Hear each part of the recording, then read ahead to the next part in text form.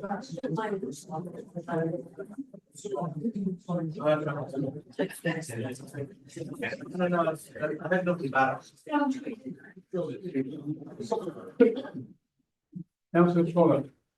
take your seat.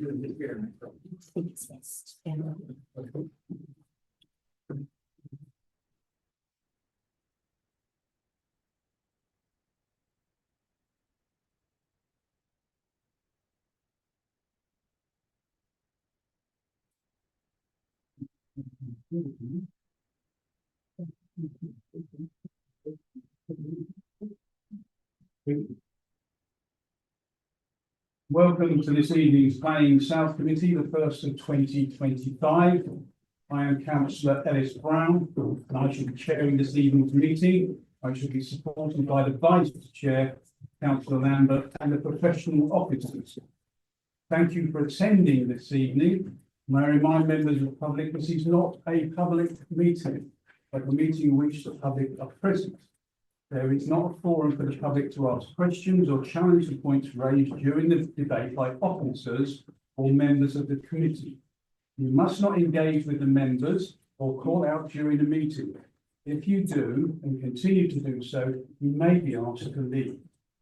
If you have requested to speak, when invited to do so, please keep to your allotted time. The officer will have made you aware of that prior to the meeting. Your comments should be material in planning terms with the decision being considered by the committee. We are not expecting a fire drill this evening, so if you hear the alarm, please make your way to the nearest fire exit, which is on my left, and behind me here. I believe we meet by the bandstand in Horsham. May I also remind council members of the public to switch off their mobile phone or turn it to silent, and to remember to turn on the microphone before speaking and turn them off when you have finished. I will also remind everyone this evening that the meeting is being live streamed and to behave accordingly. In particular, please show respect to one another when making comments or the decision we are considering. When members are voting, make sure your arm is clearly raised so that we can accurately capture the vote. Before we proceed, I'd like the officers to introduce themselves, starting with the officers on my right. Good afternoon, Giles Holbrook, Senior Planning Officer. Jason Hawkes, Principal Planning Officer. Emma Parks, Head of Development and Building Control. Claire Brown, Principal Planning Solicitor. Mrs. Pallard, Democratic Services Officer. Liz Fennick, Democratic Services Officer. Monica Barge, Democratic Services Officer. Thank you very much. Moving on to the agenda. Apologies for absence. Do we have any apologies for absence? We do. We have apologies from Councillor John Campbell, Councillor Claudia Fisher, Councillor Jane Brett, and Councillor Nicholas Mark, and Councillor Peter Vanderbilt. Okay, thank you very much. Agenda item number 2, the minutes. I do apologize. Yes, the minutes. Can I take the minutes of the 17th of December as an accurate reflection of the meeting, and do we agree with those minutes? Really? Thank you. Okay, I've minutes I consider agree. Thank you very much. Declaration of members' interests. I have a declaration to make. I don't know. We have an item coming up later on the agenda, Ebbsworth Cottage. I do know 2 of the speakers through my day when I was on the parish council, but nothing else on that one. No, okay, thank you. Announcements. I don't have any announcement from the chair this evening, nor from the chief executive. I'll move on to the first planning application. Sorry, I'll move on to appeals. Anything on the appeals? Do we have anything to raise on appeals? No? Okay, thank you very much. Move on to the first application, which is DC 24-1619, Smock Alley. Before I ask the office to make a presentation, may I remind members that the legal privilege still applies to this application. If comments are made contrary to the legal privilege and will seek clarification from the lawyer. So please could the officer make their presentation. Thank you, good evening. So this is reference DC 241619, first line west of Smock Alley. Before I start the presentation, I have a few updates. Members should note that an additional 7 objections have been received in this application since the report was published. The council have also been made more aware of an online petition objecting to this application. It's considered that these objections do not raise any new material considerations which have not already been addressed in the committee reports. Council will note that this scheme was due to be considered at the December committee, but was withdrawn from that agenda due to concerns regarding the potential impact on dormice. Since then, further details have been received from the agency related to dormice, including mitigation measures. These details have been agreed by the council's apologist. Members should also note that paragraph 6.12 of the report states that the scheme meets the criteria of the draft allocation of the site under the West Chiltern Labour Plan. It's not strictly correct as the proposal includes 4 bungalows and not 6 bungalows as required by the allocation. In addition, it should be noted that this site is approximately 2.45 hectares and not 1.3 hectares as stated in paragraph 1.6 of the report. So here we see the location plan. The site relates to 2 fields located to the northwest of West Chiltern Common, fronting Smock Valley. The site is adjacent to the built-up area boundary. The 2 fields are divided by a central hedgerow, and the site slopes up from Smock Alley to higher ground to the west. The area shown in blue here is woodland, which is in the ownership of the applicant. This area is covered by a tree preservation order and is not part of the current proposal. The site is outlined in red here. Council should note there's a grade 2 listed building on this slide, here located to the northwest of the site, which is called Old Haglands. Little Haglands, directly adjacent site to the northwest, is also classed as a non-designated heritage asset. So here's some photos of the site. This photo is taken from the eastern side adjacent to Smock Valley, looking south, showing the southern field. You can see Lavender Cottage to the southern boundary, which overlooks the site from side windows. So this slide shows the northern field is taken from the top of the field looking down. And this slide shows the borehole on site to the eastern side of the site. Turning to the proposal, this shows the proposed layouts. The application is for 14 dwellings with garages fitted between the 2 fields. The proposal includes 4 bungalows which will be located to the higher west side of the site. The scheme includes 5 affordable units located to the southern field with a row of 3 houses and a pair of semi-detached houses. The scheme includes an access from Smock Alley shown here. The proposal also includes an attenuation pond to the southeast corner adjacent to the proposed water treatment plant. On this plan, I've highlighted the location of the borehole adjacent to Smock Alley. This application follows an application of 14 dwellings with the same layout and design, which was refused in April 2024. So the variety of houses designs proposed. This shows the design of one of the houses. These are 2 plots 1 and 2, which are adjacent to Smock Alley. These are 2-story, 4-bedroom dwellings. This is designed for 3 houses to the plots to the northern field. These 3-bedroom dwellings. These are the bungalows to plot 6 and 7 to the northern field, which are also 3-bedroom units. And these are bungalows to the southern field, which are 2-bedroom units. So this shows a pair of semi-detached dwellings proposed to the southern field, which would be 2-bedroom units for affordable housing. Finally, for the housing, this slide shows a row of 3 dwellings to the southern field, which would also be for affordable housing. Materials proposed are a mix of brick, tile hung, plain roof tiling, and whitewash. Overall, the traditional design of the houses is considered appropriate.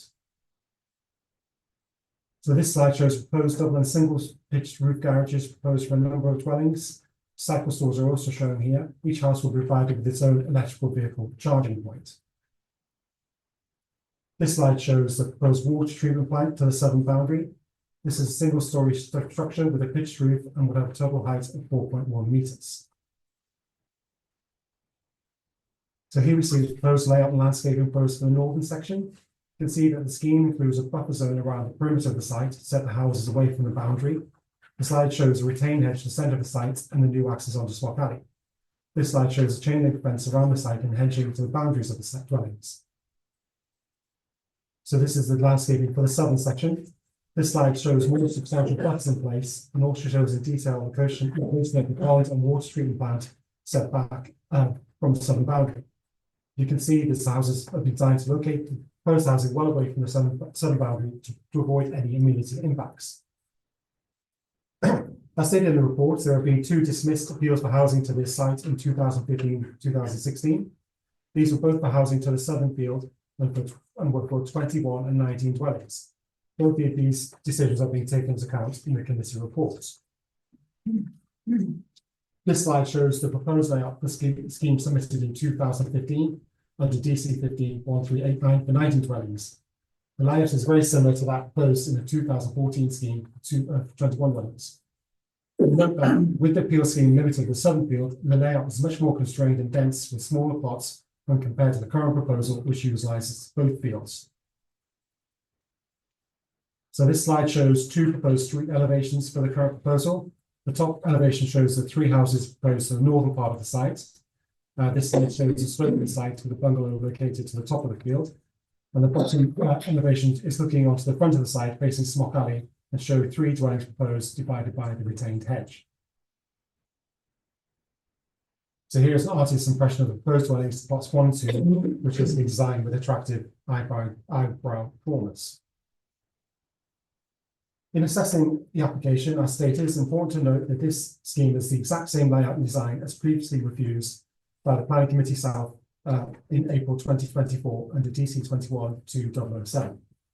The advice of officers is that there have since been changes to the material considerations relevant to this application, which mean an alternative resolution to grant the planning permission would not raise issues of inconsistent decision making.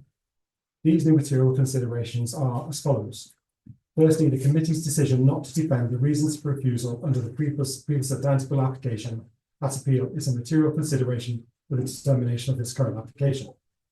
Secondly, there is a new statutory requirement within the Environment Act for new development to achieve a minimum of 10% biodiversity net gain. Whilst proposal net gain remains as previous, the fact that this gain must now be secured by legal agreement to be managed, maintained and monitored for 30 years increases the weight applied to this benefit of the development. Accordingly, officers advise there has been a change in material consideration, which means the committee may reasonably reach a different conclusion to that reached in April 2024. The resolution to support the application also takes into account the council's lack of a 5-year housing supply and the lack of an up-to-date local plan. In this situation, the NPPF requires development to be determined in favour of sustainable development unless adverse impacts would outweigh the benefits or harm is identified in protected areas. For this proposal, the proposal goes through the relevant issues and concludes that this scheme would not result in any significant impacts which would outweigh the benefits of the proposal and requires the development to be approved in favour of sustainable development. This includes assessing ecology impacts, transport, heritage impacts, settlement coalescence and amenity. The 2 previous appeal decisions for the site have also been taken into consideration. In addition, with the borehole provided on the site or the possibility of using the snow scheme, the scheme is considered water neutral. As such, it is your officer's recommendation that the scheme should be granted in accordance with the conditions set out in the report and the completion of legal agreements. The legal agreement will secure the affordable housing and B&G monitoring. Thank you. Thank you very much. I'd like to invite the first speaker, Christine Cooper, please, and you have 2 minutes. Thank you.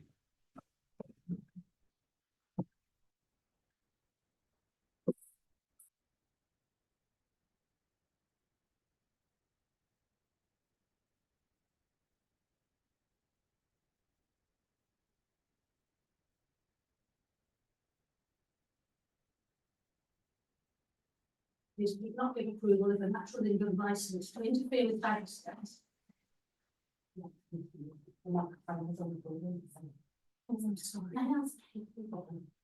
Planning authorities should not give approval if a natural England licence to interfere with badger steps is unlikely to be granted.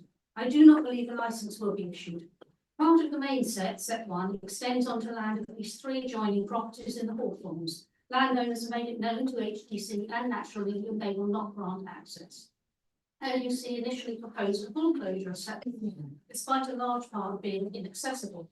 A new mitigation addendum proposes partial closure of the northernmost holes, presented as being to protect the undergrowth in view of the concerns re dormants. All set tunnels travel north into the site, the land concludes tunnels to the south. The set and tunnels will still be active. Even if a live dig of the tunnels is proposed, contractors will still be prevented from using track machinery within 30 metres. For this reason, Natural England would not grant a licence as it would be one of those site-specific conditions. There is only a 10-metre buffer zone close to the water treatment plant and parts of the badger-proof fencing, heavy machinery being required to construct both.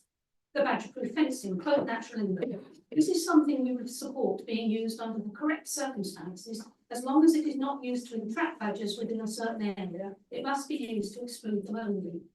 Badgers can enter the site from north and east and be barred from returning to seps on the west or southern areas, potentially entrapping them. If the argument is that they can go round, then it's not badger-proof. If the artificial set is still proposed, I do not believe its construction area or access tracks or construction can be kept 30 metres clear of all other woodland sets. The construction would potentially create offences under the Protection of Badgers Act. Paladin fencing preventing people entering the woods will allow wildlife in and also dogs to get in and enter sets. A fence under the Act, as would be any attempt to dig out unless under licence.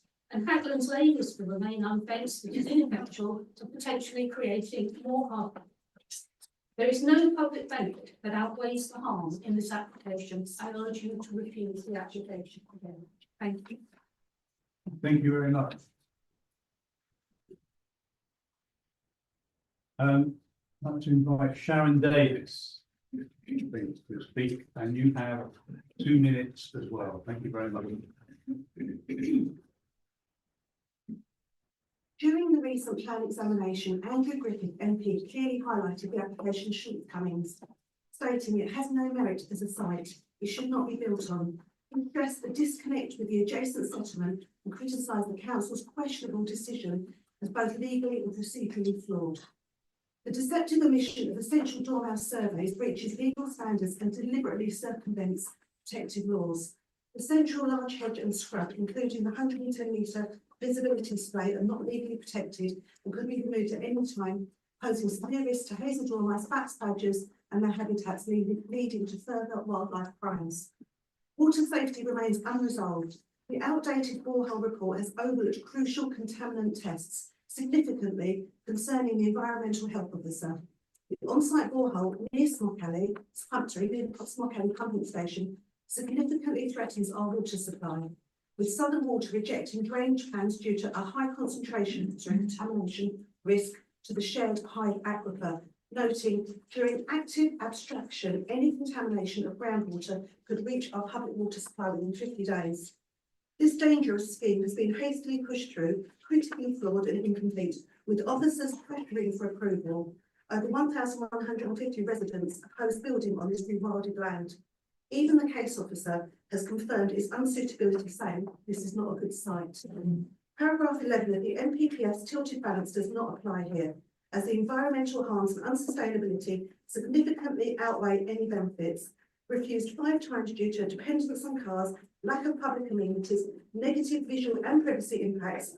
This site threatens the rural character of our village by promoting settlement coalescence, harming our wildlife and lacking a defensible boundary outside the built-up area. Councillors, I urge you to unanimously reject this duplicate, harmful and inappropriate application. Financial pressures should not influence your decision. Protect your community's environment integrity and commit to sound, legally defensible and consistent decision making. Thank you. Thank you very much.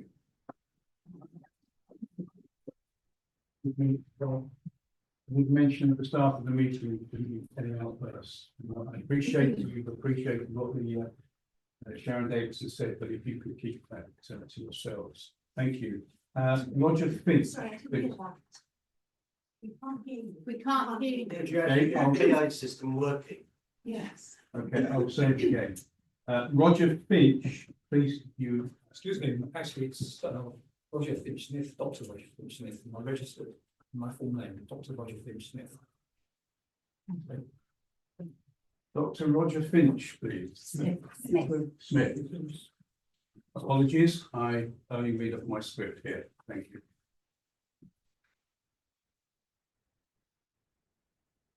I speak for CPRE Sussex. We strongly object to this flawed and unsustainable scheme. All previous applications were refused. The local plan examination was stalled. The neighbourhood plan is yet to be examined. Site's allocation in these plans therefore carries no weight. Site is not allocated in the Horsham district planning framework. Scheme is contrary to relevant HDPF policies. Contrary to the FAC requirements, the site is not contained within an existing defensible boundary, as was clearly explained by the planning inspector in his dismissal at appeal of DC 15/1389. Although supposedly a full application, it lacks some critical planning information and detail essential for sound decision taking, hence conditions proposed in the committee report.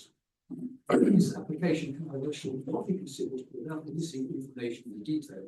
So examples, precise details of the existing and proposed finished floor levels and external ground levels of the development in relation to nearby data points adjoining the application site, because, quoting the committee report, this matter is fundamental to control the development in detail in the interest of the amenity and visual impact and in accordance with HDPF policy 33.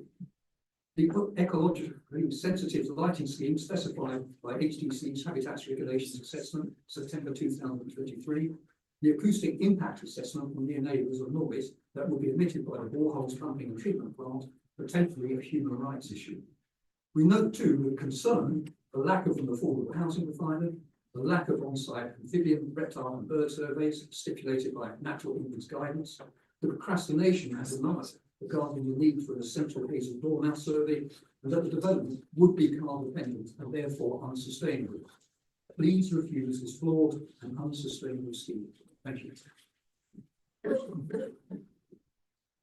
Thank you very much. Dr. Chris Lyons. We have 2 minutes as well. Good evening, councillors. My name is Dr. Chris Lyons and I'm the head of UK Planning at SLR Consulting. As you are aware, the application before you is seeking planning permission for 14 dwellings. Proposals include 5 much-needed affordable homes and a range of houses to provide suitable housing for people to downsize into or to get onto the property ladder. This site has been talked about for many years, and as you know, is a draft allocation of both the neighbourhood plan and the local plan. It also meets all of the criteria in the council's FAG document, which is used for assessing sites in the absence of an up-to-date local plan.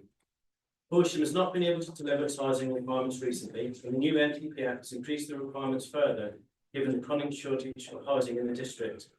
Therefore, the council needs every site that can be delivered as soon as possible to meet that housing need. This site has an on-site borehole already in place, and water neutrality has been fully addressed. The test in the NPPF is to make decisions with presumption of sustainable development unless any adverse impacts of doing so would significantly and demonstrably outweigh the benefits. We do not believe there is any technical evidence to demonstrate any harm. We know the council refused the previous application, but you've been clearly advised you cannot defend that refusal. We've worked with your officers to seek to avoid the council a costly appeal, and that is why this application is back before you. The report makes clear the council was advised in the previous refusal that ecological concerns did not be defended on appeal. However, the objectors are still trying to raise ecological issues, but we do have expert ecologists advising on the scheme, and they have addressed all of the queries, including badgers and dormice. The council ecologists and Natural England are also satisfied with the proposal. In summary, the benefits proposed include 14 new dwellings, a mixture of family homes, smaller detached properties, and a terrace to give a range of housing options, 4 bungalows, which we know are in great demand, 5 affordable dwellings, and a design that is highly attractive in a green environment. Trust will support your officer's recommendation and agree this scheme. Thank you. Thank you very much. The officers want to comment on the points raised. So the ecology considerations of this has been quite ongoing, and I said it was withdrawn from the previous committee for further consideration of dormice. So since then we've had meetings with our ecologists and the applicant's ecologists to discuss this through, and the further addendums being received, and that shows further mitigation works to protect the dormice, and it basically goes down to the removal of the scrub around the boundary, which is the dormice habitat. So under the addendum, they've reduced the amount of scrub that's going to be removed. And this also, it depends on when the dormice, when they do these works. So that will be, because ecology is very, sometimes my understanding very much goes down to when you do these works, what time of year, the ecology impacts. So that would be agreed through the construction management plan, which is a biodiversity construction management plan, which is a condition. So as they're reducing the amount of scrub removal, our apologies have stated that they do not believe a badger license is now required because it's only a partial closure of one of the annexes of the set. So they've stated that, and also they've assessed the impact on the badgers and found that acceptable. So there has been lots of discussions regarding the ecology impacts on this site, which is now considered to be appropriate, subject to conditions in the report. So in terms of the acceptability of the site, the planning, the principle of the site has gone through in detail in the report, and one of those is takes into account that it's a draft allocation in the local plan and the neighbourhood plan, even though we're not given a specific weight on that. So then for sites which are not allocated, we have to assess them under our FAD, facilitating appropriate development documents. So that's in paragraph 6.26 of the report. So as stated, so that's when sites takes into account the fact that we don't have a housing land supply. So we have to, that's one of the considerations for these sites as to whether or not we can support them. And it does meet the criteria as outlined in 6.26. In terms of water neutrality, there is a borehole on site. There's been lots of testing, which is, as I said, we've had a previous application. So as part of that application and part of this application, there's been lots of testing that's been submitted, which is the case for any borehole. We have to go through the testing to make sure the water quality is acceptable. So the environmental health officer has assessed the application and agreed to the application subject to further testing and conditions which are all outlined in the report as well. So it's considered appropriate in terms of water neutrality. And we're also in a stage now where we're, due to appeals that we've had, we're accepting applicants to go through the snow scheme. So they have the option of either using their own borehole or using this council snow scheme, which allows credits. So there is an option there, which so the scheme is considered water neutrality on those credits. Thank you. Thank you. Thank you very much. Okay, I will look towards the local ward members and invite councillor Surf.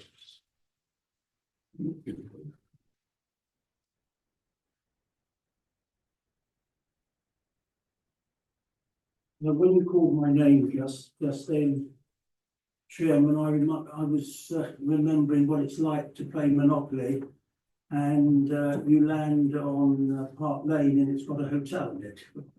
You know what I mean? In other words, yeah, well, that's obvious. I've got five, Chairman, if you don't mind, I've got 5 questions that I'd like to ask first and then make some comments. That's all right for you, Chairman?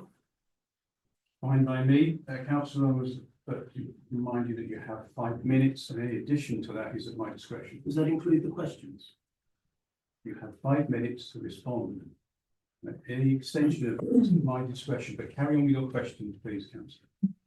Right. 6.9, and it was made in the officer's introduction. If the decision, we're told that the decision not to defend the case in front of the inspector is a material consideration for us this afternoon. Can somebody tell me why the decision of the applicant not to withdraw their appeal is not a material consideration? Because what I know of Dr. Lyons is he would have made that decision on legal advice. So we make a decision here on the basis of legal advice not to defend, and that's a material planning issue. The applicant makes the decision not to fight the appeal on legal advice, and that apparently isn't a material planning consideration. That doesn't, to my mind, make any sense. The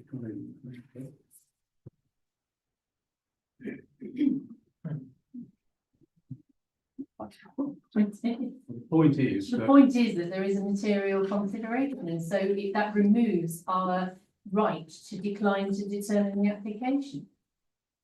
If you work through section 70A and section 70B of the Town and Country Planning Act, you apply all of those tests, and it will tell you whether you have a footing to decline to determine the application, and we have none. Are you saying that the decision of the applicant not to fight the appeal, presumably on advice? I'm saying that the is decision not a of this material committee not to consideration defend it is reason enough. Never mind about what the applicant does, that we made that decision. It came before the committee, we made a decision not to defend it. That is a material consideration. We do not have a power to decline to determine this application this evening. Well, that wasn't really my question, but I'm sure that the committee. I think it can rather bear in mind- renders your question odious. I'm sure the committee can bear in mind that the applicant, on advice, decided not to fight the appeal. Presumably because there was a risk of not being successful. Well, I cannot tell you what legal Well, let me advice the leave that applicant was privy to, because I'm not the applicant. Right, let's go on to 6.20. Where we're told that the weight attributed to the HDLP remains as low to moderate. I tend to agree with what I think Dr. Smith said when he said no weight can now be given at this stage to the HDPF. We need to remember that Mr. Fleming, the inspector, said that he had significant concerns about the soundness of our plan and the legal compliance of the plan, to such an extent that he was not prepared to consider the plan further and stopped the consideration of the plan and reverted it back to the Horsham District Council. I would suggest that common sense would suggest, and I know common sense sometimes doesn't enter into these things, that on that basis, the draft HDPF has no value in terms of considering this application this afternoon. That was actually a question, but you can tell what my view is. I don't know whether the officers would like to respond. You know, we've had no direction to withdraw the plan. It's still a submission local plan, so the 6.20 is still correct. I think what makes sense, Councillor Circus, is that we have no five-year housing land supply, and that carries substantial weight in the decision-making process. So I think whilst we remain of the view that the submission plan carries the weight as stated in paragraph 6.2, that isn't the deciding factor here. The deciding factor is that we have no five-year housing land supply, and we have an evidence base as part of the submission local plan that advises that this site is acceptable and sustainable. Thank you. Well, I'll come back to that if I may. I wanted to raise 6.15, which is the West Chiltern neighbourhood plan. When I read that this plan was now moving forward, I have to say I was reminded of the biblical story of Lazarus. Lazarus, you'll remember, was dead for some time, and then all of a sudden, according to the biblical story, was raised from death to life. And that's what I feel has happened to the West Chiltern plan. And what I find is uncanny is that it's been raised to life at the same time as we're considering this application. And I can't help feeling that that's not a coincidence. I don't know whether the officers want to comment on that. I've no idea, Councillor Circus, in terms of the dealings of West Chiltern Parish Council and why or why not has gone to regulation 16. The fact is it has, and paragraph 6.15 is correct, and that's what members need to consider here. Thank you.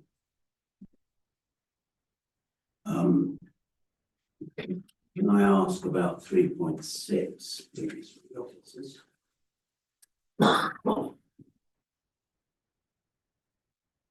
It looks to me as if the penultimate sentence, this is the heritage officer, is that the senior conservation officer regards there to be serious harm as a result of this application. Have I misread that sentence? It's the penultimate sentence in 3.6. I wouldn't agree that it's serious harm. As stated in 3.6, it's less than substantial harm, so that's the lower end of the scale. So the objection is noted in the planning balance. So we have to, that's been taken into consideration as ways against the proposal. But in the planning balance, we have to take into account again the 5-year housing land supply situation and the other benefits of the proposal and the other lack of harm. So as outlined in the planning balance, I'm going to pay the paragraph number. Page 93. Yeah, so that is taken into account, but it takes into account that it's less than substantial harm, which is the lower end of the scale in terms of impact on heritage assets. But what the senior conservation officer seems to have said is that the harm will not be outweighed by the public benefit, where this benefit can be provided elsewhere without harm to designated assets, which sounds to me as if the heritage officer has serious concerns. That's what the word seems to indicate.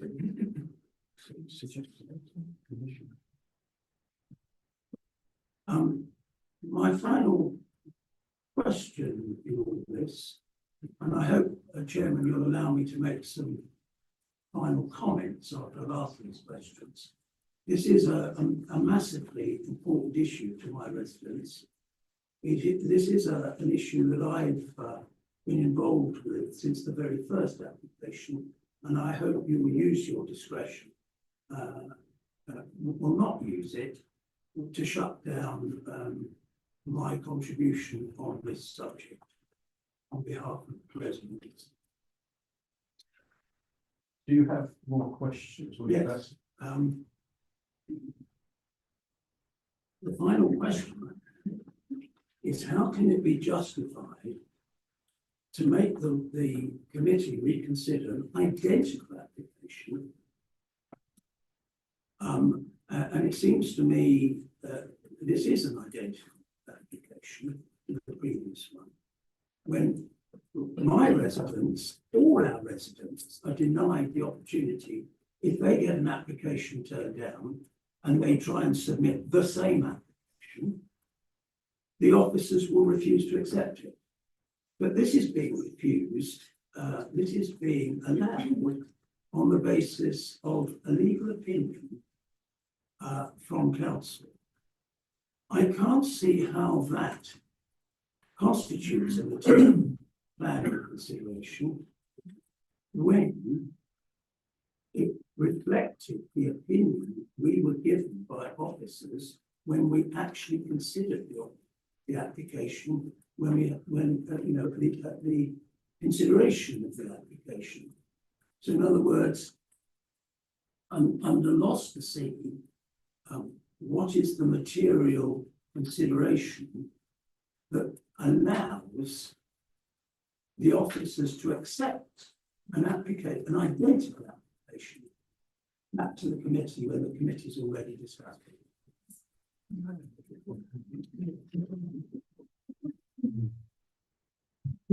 I will remind you again that it's not necessary to applause people make comments. Thank you.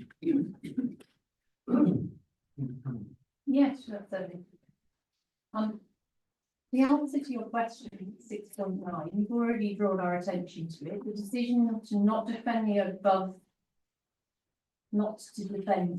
reason for refusal to feel the material consideration for the determination of the current application. The decision was not made on council's opinion. Council's opinion was sought on other matters. The head of Legal and Democratic Services, in consultation with others, made the decision, and we both looked through the requirements for declining applications, which I've already said was set out in the Town and Country Planning Act 1990 at section 70A, large A and large B. And we do not think that we have jurisdiction to decline this because there has been an intervening serial consideration, and that is your own resolution, the resolution of this committee not to defend the appeal, and PIMS, the planning inspector, also pronounced on this and were in support of that position. So, I mean, as they are the body responsible for determining appeals, you know you're on a hiding to nothing if you take their advice and then just do something completely in the face of it. Well, as I've said previously, Chairman, I think there has to be balance against the clear decision of the applicant not to fight the appeal. Or, I mean, it seems to me that's as relevant a consideration as our decision not to defend the appeal. In my concluding remarks, Chairman, I can only say I'm far from convinced that we should be considering this again, given that we had a clear decision of the committee, a very clear and overwhelming decision to turn this application down. And it is, of course, as we've admitted, is essentially the same application. I never believed that we could not win an appeal. And clearly, as I've said, the applicant wasn't satisfied that they could win that appeal, otherwise they would have pressed ahead. I never believed the warning about costs. I'm given the planning history of this site and the number of times inspectors have agreed with the committee in turning down applications that seem to me, I just don't believe, just simply don't believe that the cost warning we were given to frighten us off fighting this were in any way justified. On the tilted balance issue, if you look at paragraph 6.4, and there's a reference to the appeal decision and the inspector's decision in December 2015, when the inspector said, I do not consider that this conflict would be outweighed by any shortfall in the 5-year housing land supply. So we've been in this position before, where we had at the absence of a 5-year land supply, and the inspector did not think that that fact justified overriding the objections to this development. That's what the inspector said in 2015, and I am quite sure the inspector is capable of saying something today. I've alluded to the you coming to a conclusion. yes. I've been generous with the time. I'm sure my colleagues are going to make additional points on this. I think this application should never have been brought back. I think in doing so, and I'm sorry about this, it has brought the planning system here into disrepute. I think my residents, I missed that last comment. there is a widespread feeling in West Chiltern, and I'm sure in other areas too, that bringing back an identical application in this way, which was overwhelmingly turned down, there's an overriding feeling that this brings no credit on the planning function. And that grieves me, since as a member on this committee, Councillor.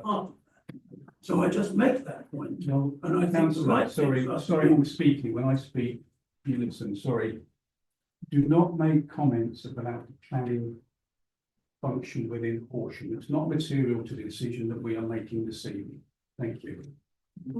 I think it's perfectly, I'm sorry, it's perfectly justifiable for me as a Sorry, member. I'm not engaging in a debate about it. I've made the point and I'd like you to move on because I've been generous with your time. If you Well, have I made- any further comments, thank you. This should not have come back. And the right thing to do this afternoon is to turn this application down and fight it at appeal if necessary, as we should have done in the first place. Thank you. Councillor Dennis. Good evening. As Councillor Dennis, Councillor Circus has eloquently made a number of points on which to support him. He, as you said, been involved in this for quite some considerable time, much more time than I have been. So what I can add to it would only additionally sign as supplementary. I am also incredibly surprised that we're seeing this application here today. And I can explore it. And I want to just quickly summarise. I know that Councillor has made a lot of points and taken quite a bit of time, but I want to support this on a number of areas. Most of those Councillor Circus was, so let's just sum those up, and that's around the heritage issues, particularly the impact on the ecology is so eloquently spoken about by some of the speakers tonight. The impact on the coalition of the urban and the rural area and the relationship between the common and the village. The reliance on the private motor vehicle. The area where it's being built, there is no footways there. It's a dark skies area. Moved walking to sustainable travel where there was a bus or walking to the school. It is noted that it is difficult. It wasn't a reason for objection, but it is difficult. And all those sort of matters all add up. Looking at the level and the number of some of those substantial conditions gives me great concern as to whether in fact it will actually be achieved as well.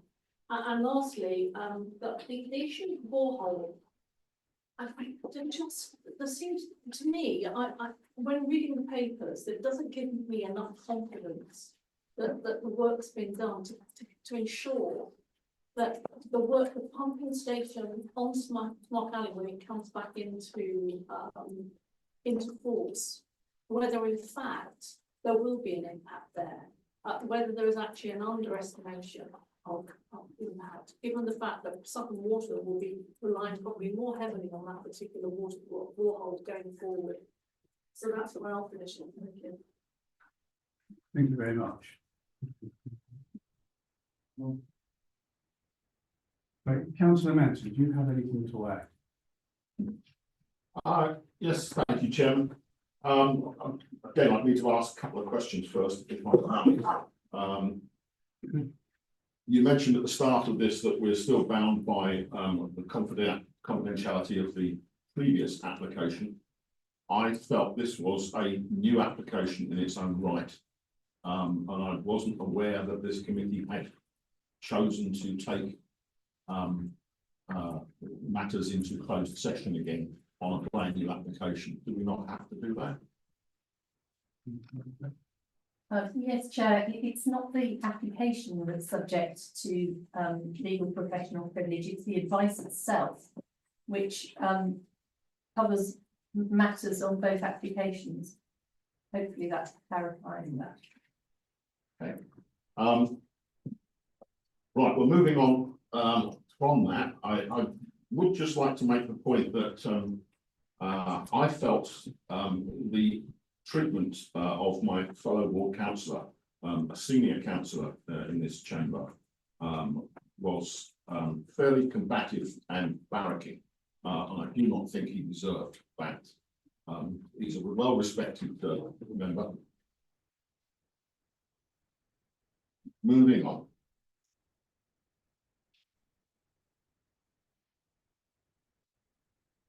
Would somebody please go through with me again why this? We're talking about a new material consideration under 6.109.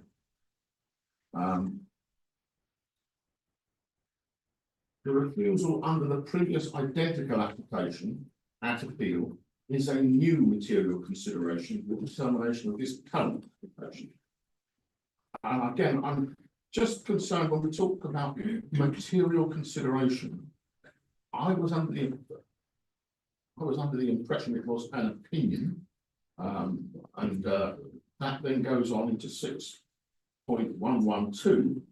But there is, all the officers advise that there has been a change in material considerations, which means that the committee may reasonably reach a different conclusion than that reached in April. Could you please sort of give some clarification on that point?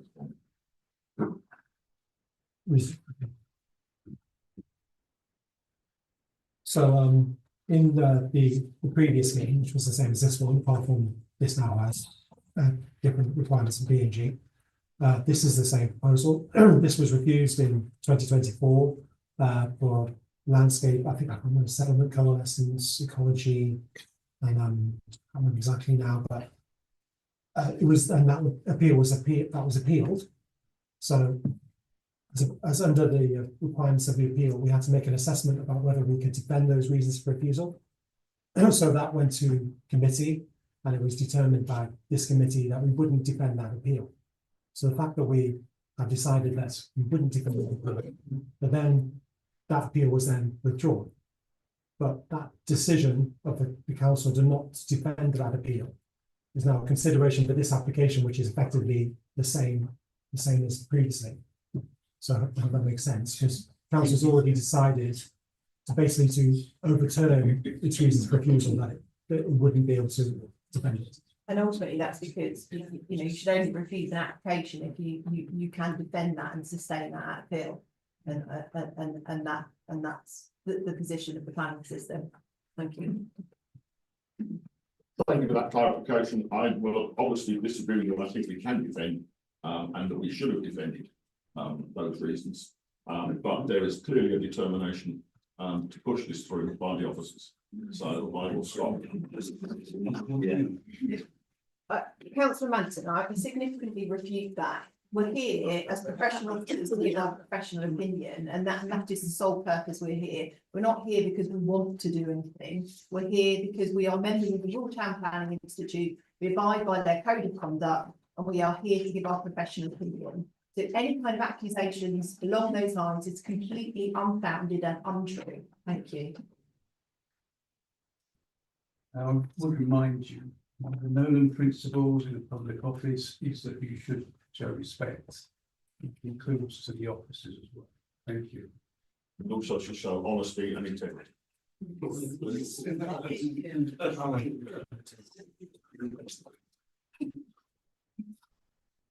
Thank you. I will now open this up to debate for the other officers.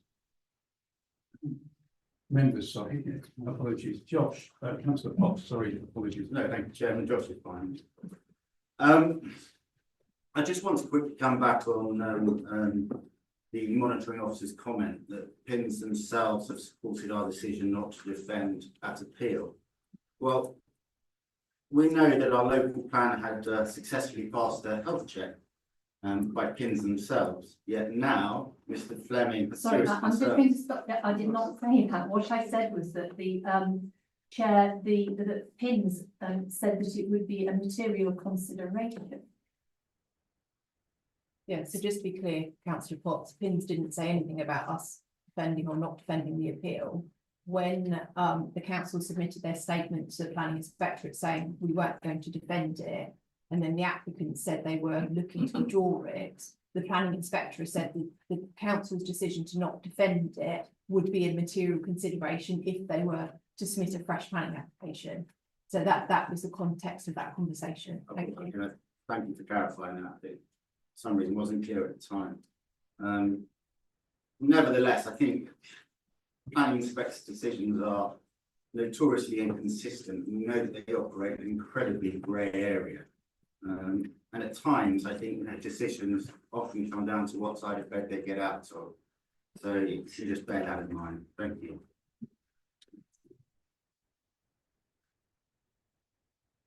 Councillor Croker. Thank you, Chair. Just a minor point I'd like to make with regard to condition 34. That is standard without a date. It should be BS 4142:2014 plus A1:2019. And the relevance of that is that new standard explains better how to use the measurements that you make. So we should be following it. Thank you. Yeah, if that is the case, Councillor Craig, then we can certainly update that condition. Thank you. I think you were just. Might be quick, Councillor Bain. Thank you, Chair. In his comments, Councillor Circus made reference to monopoly. And in monopoly, you go round and round the board several times until eventually somebody gives up. And this is what this seems like. We've been round this board a number of times. So what happens if we decide to refuse the application today? Well, I imagine that there will be another appeal. Although Councillor Circus suggests that we should fight that appeal and he doesn't accept that we can lose it. The decision of this committee, just the last time we considered this matter, was that actually we would lose. In the word, that was what we considered. If we fail to pass this application today, then we'll be carrying on around this monopoly board, and no doubt the applicant will put in same appeal on the same grounds, and we would be faced with rejecting our own deliberations that we made the last time we discussed it. So I think that would be a fairly perverse step to take. Councillor Trollope, I think you said. Thank you, Chair. I would just like to note my dissatisfaction with the attitude I'm finding that some of the councillors in this debate lacking in a certain amount of respect to the chair and to the officers. I'm sorry, but I feel that, and particularly the crowd, who is quite frankly obviously on one side of the debate, that's fine. But we are professionals, we are here, we do not pay very much to do this, I shall remind everybody. We're here to do our best. Thank you. Thank you. Thank you. Sorry, I don't actually have anything material to say, so I'm listening. Any other officers wish to make comments? Right, members, any other members? I do apologise. Councillor Fletcher. I'd just like to point out for the record that I was not part of this committee at the point at which the decision to reject this previous application took place. So I've had the advantage and disadvantage of coming to this afresh. And I want to comment really on the very high level of public interest that has been here. And I've been impressed by the great level of interest that people have taken over protecting something that matters a great deal to them, to the environment that they live in and the countryside around West Chiltern.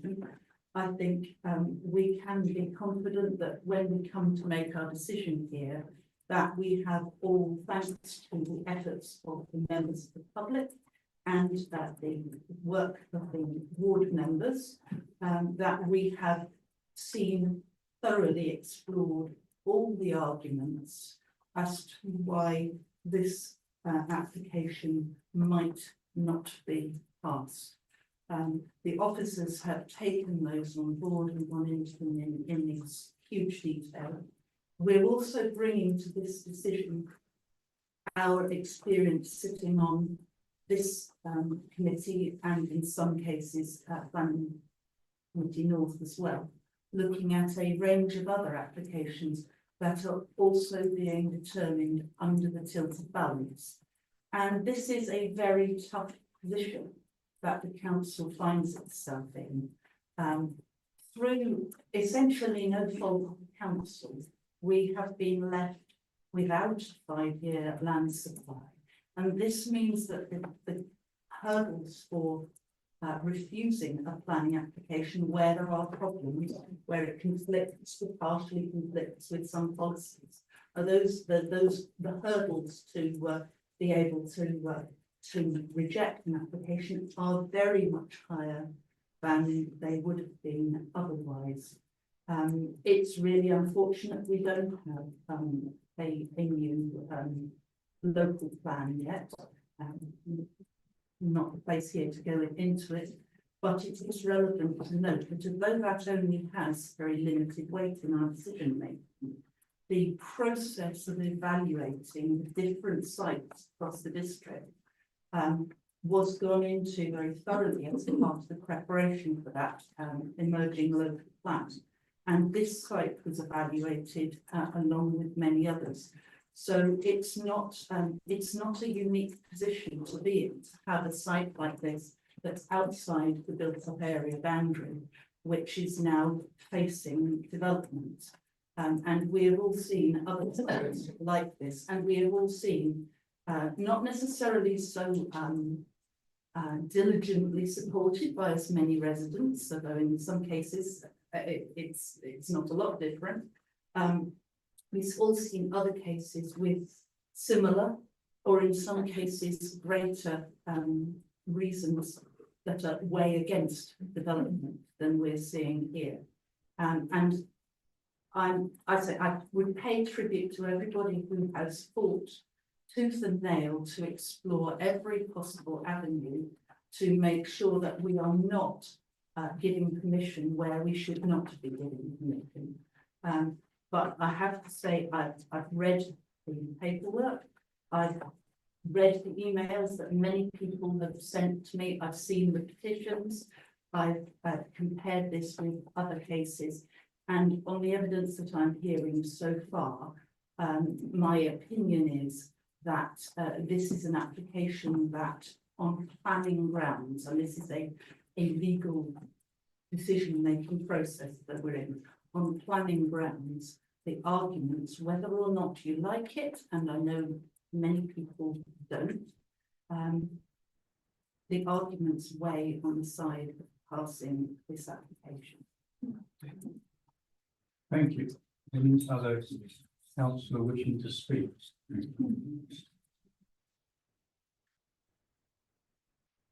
Lee?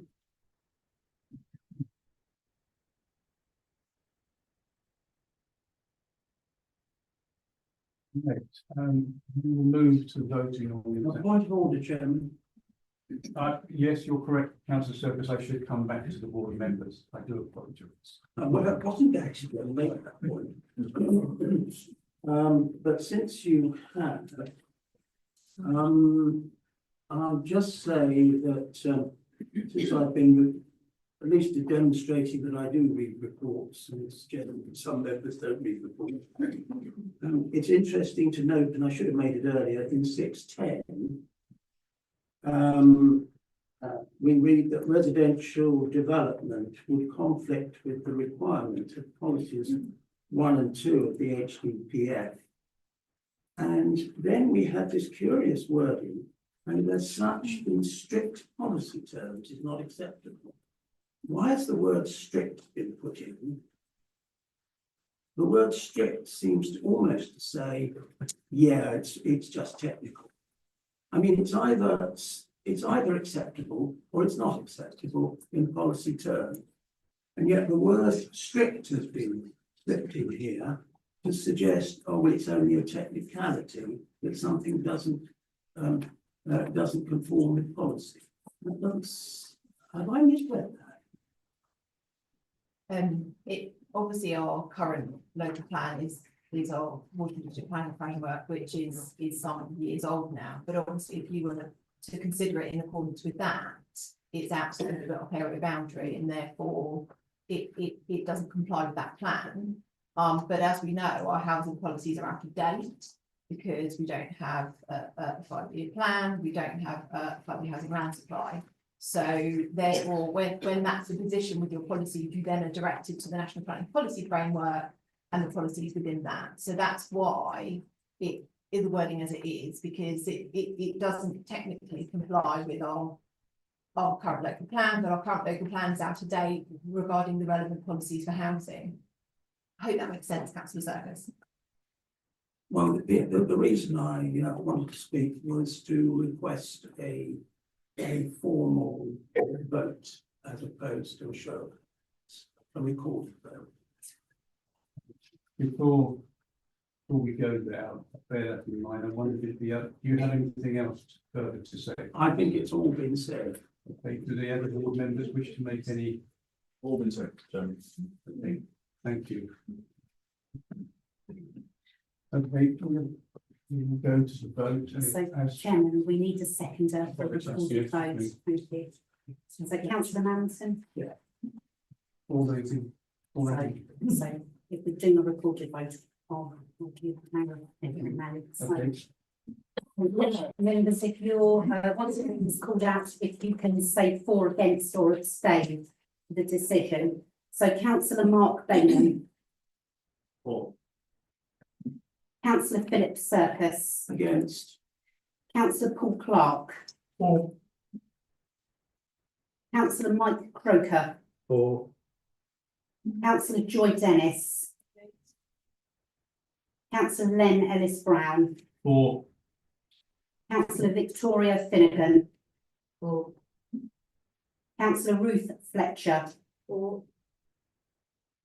Councillor Joanne Knowles. For.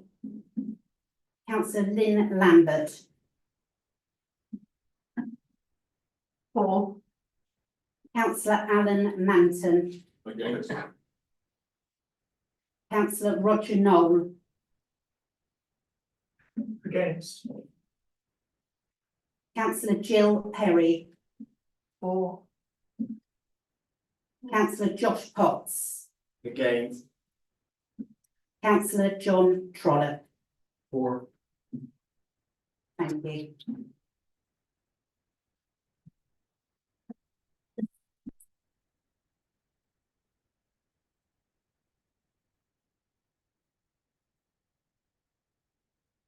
So we have 10 voted for, 5 against, and there weren't any abstentions, so therefore the application has been approved subject to all the appropriate conditions. Thank you.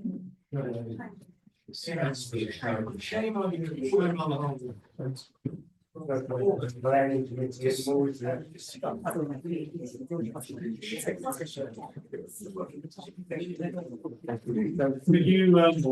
you, excuse me, Councillor Circus, I did suggest that we do not. Sorry. Roger. We're going to bring this council. Could you leave in an orderly fashion, please, members? I wish you started planning committees on planning laws and actually consideration as opposed to. Think about this when you leave here. Think what you're doing. It ought to be ashamed of yourselves. It's a whole lot.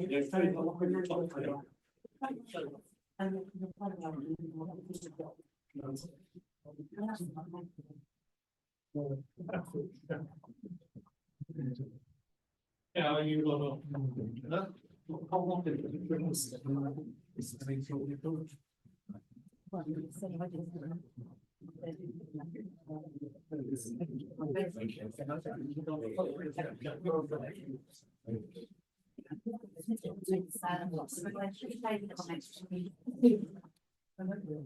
Thank you very much.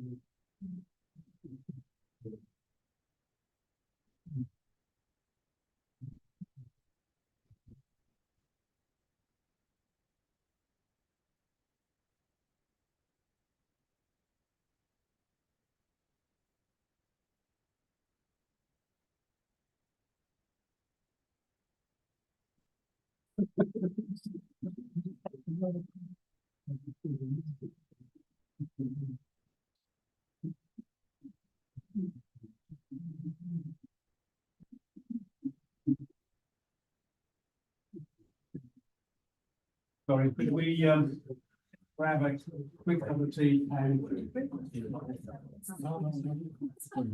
reconvene, sorry.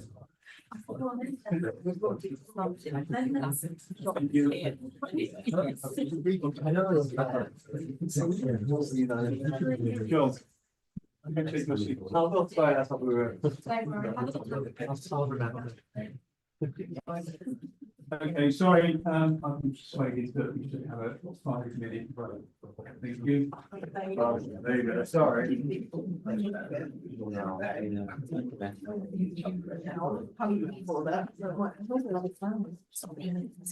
They're not recording. Sorry.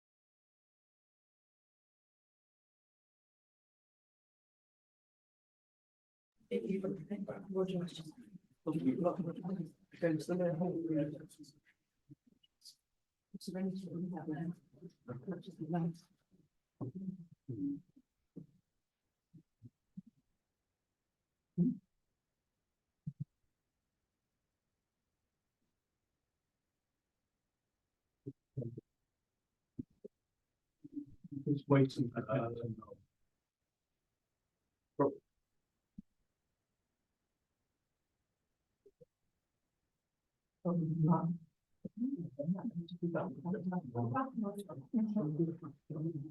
I'll just check what you check. Thank you very much.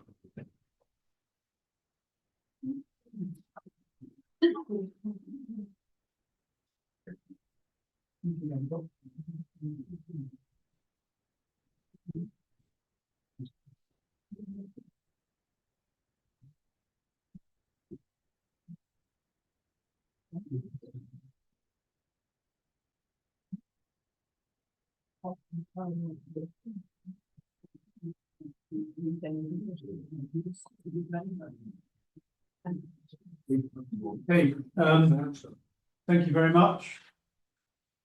You're all suitably refreshed. Moving on to item number 7, which is DC 240428, land north of Sherman Bree Road, Hartford Green. Could I ask the officer to make the presentation? Thank you. Thank you, Chair. Good evening. This is an outline application for the development of up to 120 dwellings with all matters reserved except for access. Before beginning the main part of the presentation, since the publication of the committee report, 2 additional representation letters have been received. These are not considered to raise any new material matters not addressed and or previously summarised within the officer report. So to start off, on slide at the moment is a plan showing the location of the application site outlined in red. So the site sits off to the east-hand side of Partridge Green. It adjoins the existing built-up area boundary, which is shown on dashed in black, to the left-hand side. There is a listed building known as Old Priors, which is the Grade 2 listed building to the south of the application site.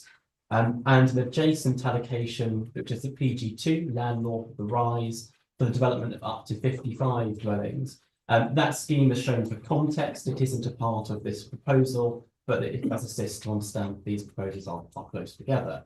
Additionally, located in the vicinity of the site is footpath number 1761, which runs along the east-hand side of the proposal and continues up to the north, towards the north of the site.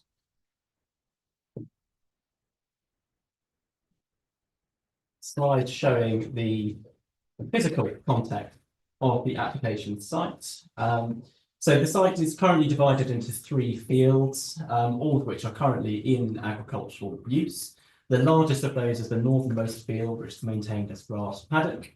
The 2 smaller fields at the southern extent of the site don't appear to have been actively farmed in recent years and have seen extensive scrub development.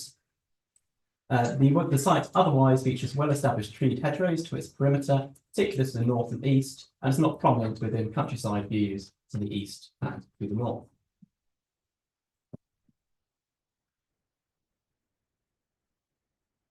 On slide at the moment is the indicative development framework submitted in support of the proposals. The cream area denotes the expected developable extent of the site, which incorporates an area of public open space at the northern extent of the site and an attenuation base to the southern extent of the site, together with a landscape buffer of some description, providing separation to the listed building of Old Priors. The indicative plan anticipates the existing tree row within the centre part of the site to be breached in 2 locations, though that may not necessarily be the case in future reserved matters proposals, and anticipates access or proposes access being obtained from Sherman Road, a position between Dunstan Farm and Dunstans. Full consideration as to layout, of course, would prove necessary at the reserved matters stage when details of layout, scale and appearance are all open to consideration. The detail currently provided, however, is considered sufficient to establish a development of 120 dwellings could be accommodated within the site, whilst preserving significant existing landscape features, particularly hedgerows present to the site boundaries, whilst providing an appropriate buffer to old priors and without unacceptable effects upon the living conditions of existing occupiers neighbouring the site. The access proposals are for the creation of a simple priority T junction onto Sherman Road, which, as I explained earlier, is located between Dunstan's Farm and Dunstan's. The existing speed limit on Sherman Road is 40 miles per hour, with visibility displays of 59 metres in either direction, achievable in relation to the proposed junction geometry. That is sufficient for the surveyed 85th percentile of surveyed vehicle speeds on Sherman Road. The access works have been subject of an independent road safety audit process in consultation with the local highways authority, who have confirmed no objection to the proposed development in respect of its anticipated effects upon highway safety and or operation. A pre-existing footpath is present to the northern side of Shermanbury Road and connects the site to Partridge Green. This is narrow, though partly as a consequence of encroaching vegetation, which would be cleared in association with the proposed development. An informal, uncontrolled crossing point, a point roughly adjacent to the existing Dunstan Farm access, is also proposed to be provided to provide connectivity to the wider footpath on the south side of Shermanbury Road and improved access for pedestrians accessing the King George playing fields on the south side of Shermanbury Road. These measures, in combination, are considered to afford acceptable standard accessibility for pedestrians in accessing facilities and amenities available within the village. Moving on to some site visit imagery. This is a site visit photo from approximately 200 metres north of the site. If members can see I don't think you can, there are two large trees in the centre of the screen. The left-hand tree would be the eastern perimeter of the site, so you would be looking at a maximum developable extent to the right of that. The tree boundary on the right-hand side isn't included within the site, so in effect what this shows is particularly taking account the public open space. Dwellings were perceived, if to any degree, of course dependent on their height and design, at a distance and at a level which would benefit from the existing screening which exists in the wider environment. This is a footpath, a view from a footpath to the east of the site at approximately 130 metres. And I should say, in taking this photograph, I wasn't actually on the level of the footpath. I had to climb the embankment to take it and to get a view towards the site. So it's not an entirely natural public perspective. This sits behind the line of trees, which you can see in the middle distance of the background. So you can see that there is a quite high degree of screening within landscape views to the east. Looking within the site itself, this is the northernmost field, the larger of the fields on the site. As you can see, it's mostly maintained as grassed paddock with relatively well-established vegetated boundaries to its perimeter. In the background, you can also see the existing development on the rise, which takes the form of existing bungalows found within the settlement boundary. This is the boundary with the adjacent allocation that's PG2 within the emerging local plan, and where the applicant proposes to form a pedestrian or cycle access. We don't know the precise position as a reserved matter, but some form of connectivity to be provided to benefit the occupiers of either development and to improve connectivity between this site towards Littlethorpe Lane and the primary school which exists in the village already. This is looking in the opposite directions out towards the receiving countryside, and again shows that there are relatively well-established boundaries on the perimeter of the site. And here we can see the relationship with existing dwellings on the rise at the western perimeter of the site. And within the southern field, so this shows how scrub has developed quite extensively within the southern field. So I apologise for the amount of vegetation in these photos. You can just about make out the existing development on the rise in the background. So this photograph is looking west towards the existing village envelope. And this was in the southern field looking south. So here you can, in the foreground, you can see the existing buildings of Dunstan's Farm. Those are being retained, they aren't part of the application site. And the trees, the larger trees on the right-hand side demarcate the existing boundary with the existing listed building. So these are photographs taken off Shermanbury Road. So the access is to be formed between the last two trees on the left-hand side of the of the road here. So this is looking out east, so away from the village. And apologies on the wrong.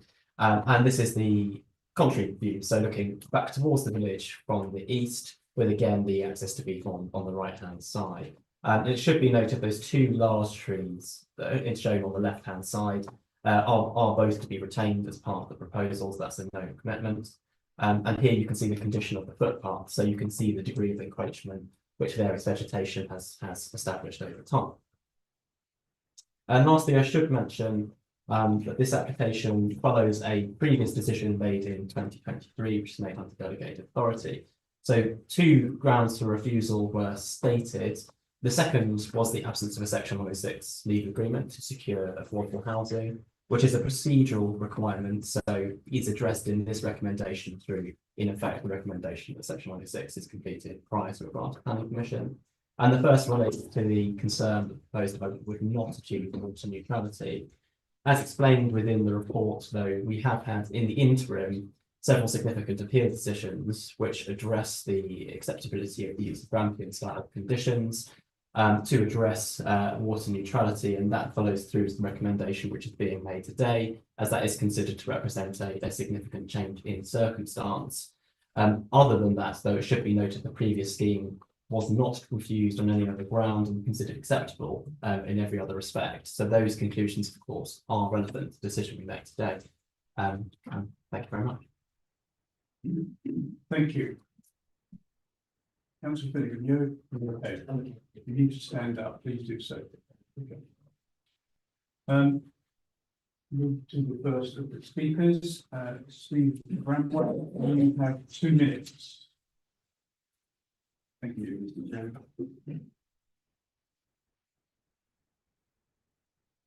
Nature Space's response, 23rd of April 24, indicates this is a red impact zone with protected species requested use within 500 metres. They highlight that the ecological survey provided is 7 years old and is therefore considered outdated under current guidelines and cannot be relied upon for the design of any mitigation schemes or to assess the impact on the biodiversity interest. I cannot see that the applicant has provided up-to-date information that is within these guidelines. So currently, the guidance would therefore be to refuse such an application. Palace Services Ecology Report dated 11th of April 24 confirms the presence of badgers, protected species on the land. They advise that a mitigation licence will be required and a copy secured and implemented in full as a condition of any consent. This has not yet been done. Natural England's response, 10th of the 9th, 24, indicates the site has potential impact on the Pulver Brooks Triple SI and the Arun Valley Ramsar site. Natural England have requested further information and have stated that without this, they may have to object to this application. This includes measures to guarantee water neutrality in perpetuity.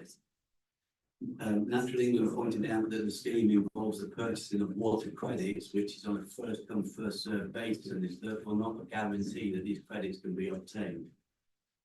And water neutrality in perpetuity is an essential part of Natural England's agreement to any scheme. To date, I cannot see this has been provided. The transport assessment provided by Sterling Mainland Transportation Consultants and Horsham District Council's impact assessment is based on inaccurate information. The stagecoach route 17 bus frequency serving Partridge has been reduced. Therefore, the transport assessments are inaccurate, outdated and invalid and cannot be relied upon, and it would need to be looked at again. There were no details of any sustainable drainage system on site. Previous applications have relied on foul water pumping and rainwater balancing ponds to deal with this. The potential impact of these cannot be assessed at this stage in the absence of design calculations, particularly a contingency storage for foul water during power outages and possible effects on local water courses and highway flooding from rainwater road. Thank you, Mr. Chairman. Thank you. Charlotte, you also have 2 minutes. I'm the owner of Camberwell Cottage on Shermanby Road, and I'm a very close neighbour of the proposed site. My family has lived at Camberwell since 2007. We live on a bend along Shenley Road and are very close to the actual road itself. It's a very busy road, and over the years the traffic has increased a lot. The road is used as a cut through to get to and from the M24, and at rush hour the traffic is heavy. Since we've lived in Partridge Green, there have been 2 separate fatalities on this bend in the road, very close to my house, and the road has been closed several times due to accidents. I am very concerned that the building of 120 houses along this road will of course increase this traffic, as most houses have at least 2 cars. The road will become even more dangerous, not just for us, but for the village itself, where all the cars will travel through. Public transport is limited, and now the number of buses to Horsham has recently been reduced. This also means that we can continue to cars. This site is on a flood-prone area.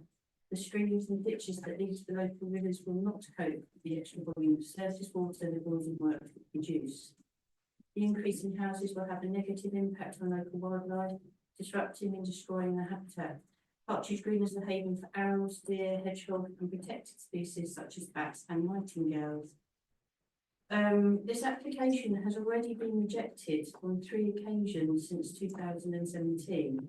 I cannot understand how Gladmans can simply persist and keep applying for the same development with very little change or improvement to their plan. There is still and always has been considerable local opposition to this development.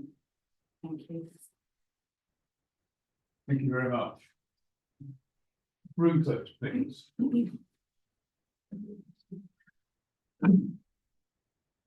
Good evening. Thank you for listening. I live in the listed property called Friars and am somewhat dismayed that no representative from Gladman has ever visited my property and looked at the impact the site would have. And the council visited on the first time this application was seen, but that's 8 years ago. And since then, the land immediately north of my property, which hasn't been grazed since 2007, has turned into a fantastic habitat for wildlife. And I feel that the environmental survey has not been relied upon. I have 3 ponds on my property, none of which have been tested by land. They bore their distant days. They could have all sorts of effective elements, and it has not been addressed. The flood risk assessment is also out of date, and there are several problems with it. The original work by these Roxburgh didn't identify the ditch running to the north of my property that hasn't been maintained for several decades, and groundwater level has not been established, which is pretty high as we're on solid wheels of clay. The harm that has been cited in the previous refusals of this application for listed property that's now deemed to be acceptable surely raises the Listed Buildings Act as well as the Planning Act, and that area is one area that would seek clarification on, if I may.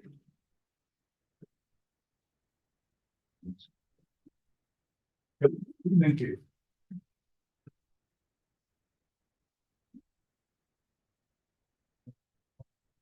Stuart, you have 2 minutes. Thank you.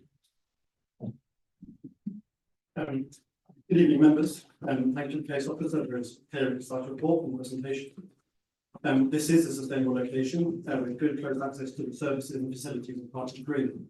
In particular, the primary school, meaning parents and children have safe access to school without the need for a car, particularly with a link to the adjacent development when delivered, which provide a short route on the desire line to the school, accessible only by foot and cycle. Similarly, there is good access to the King George playing field adjacent and nearby bus stops, plus a short walk to the rest of the village services, including shops, the pubs, and the village trading estates. There is genuine choice available as national policy expects from this site. Delivery of the site will enable the appearance of the site to be improved and the public right of way on the site's eastern boundary to be opened up, managed and surfaced, increasing accessibility to the right of way itself and to the countryside beyond.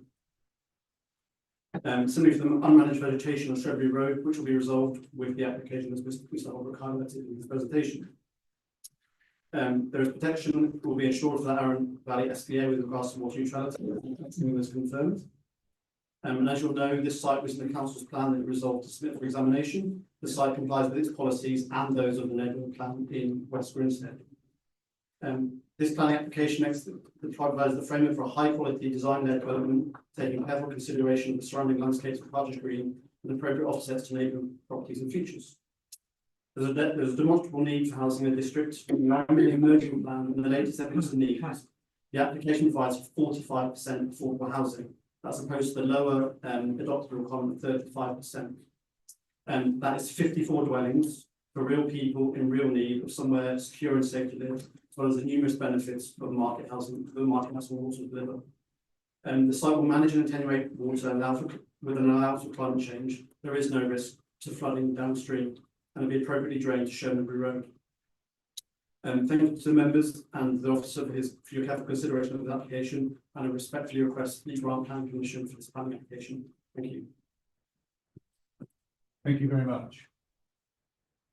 Now invite Councillor David Green of West Grinstead Parish Council. You have 5 minutes.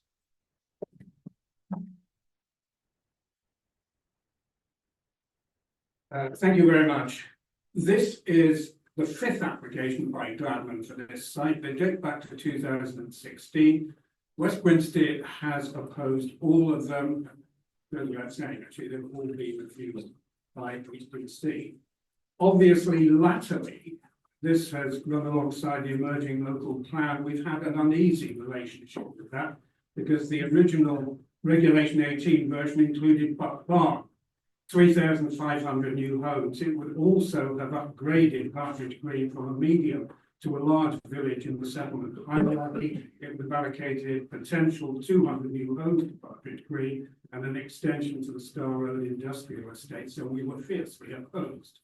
The Regulation 19 version didn't include Buckland, to our huge relief. The extension to Star Road was still there, okay. It kept Partridge Green as a medium-sized village, again, relief. But as against that, the housing allocation was up to 251, including, of course, the 120 on this site. We felt that was on the high side for a medium-sized village, but was probably something we could live with. We accept that Partridge Green needs new housing. We accept that it needs affordable housing. We also believe very strongly that this district needs a new local plan, which brings us to the debacle of the recent examination. Now everything seems to be back in the balance. Buck Barn could now be back on the agenda. We could be confronted with 3,500 new homes there. An extension to Star Road, 250 allocated new homes in Partridge Green, plus whatever speculative sites developers can get away with. And you are currently considering one such application from Crowgate for 101 new homes in Vines Road. As a parish, West Grinstead, as the residents know it anyway, could be changed irrevocably. We accept, though, that this application could well be granted. If it is, we would ask 3 things. 1, the speed limit be reduced from 40 to 30 as referred to in the officer's report. And I have to say, slightly glossed over by it in this summary he gave you. 2, the applicant pursues talks with Brighton Homes, which is pursuing an application for 55 new homes on that adjacent site, which was pointed out to you. We would prefer that that site be accessed through this site to Shermanbury Road rather than off Littleworth Lane, basically on the grounds of road safety. And 3, we would hope that HDC would put its weight behind the campaign to restore the route of the 17 bus service. I've lived in Partridge Green for nearly 30 years. The bus service has never been worse in that entire time. Everywhere else on the 17 bus service enjoys a better service except Partridge Green, and you expect us to take 251 it would be if the new local plan saw the light of day. And they're suggesting that we should be placing greater reliance on public transport. I'm afraid in Partridge Green that sounds a bit like a bad joke. Thank you very much. Thank you. Thank you, Chair. A number of matters raised by various speakers, so I'll address those in turn. First of all, drainage. The proposal is supported by a professionally conducted flood risk assessment. That flood risk assessment contains a variety of detailed drainage calculations setting out expected runoff to result from the development of this site. And that has been put to the lead local flood authority for comment, who have confirmed no objection to the proposals.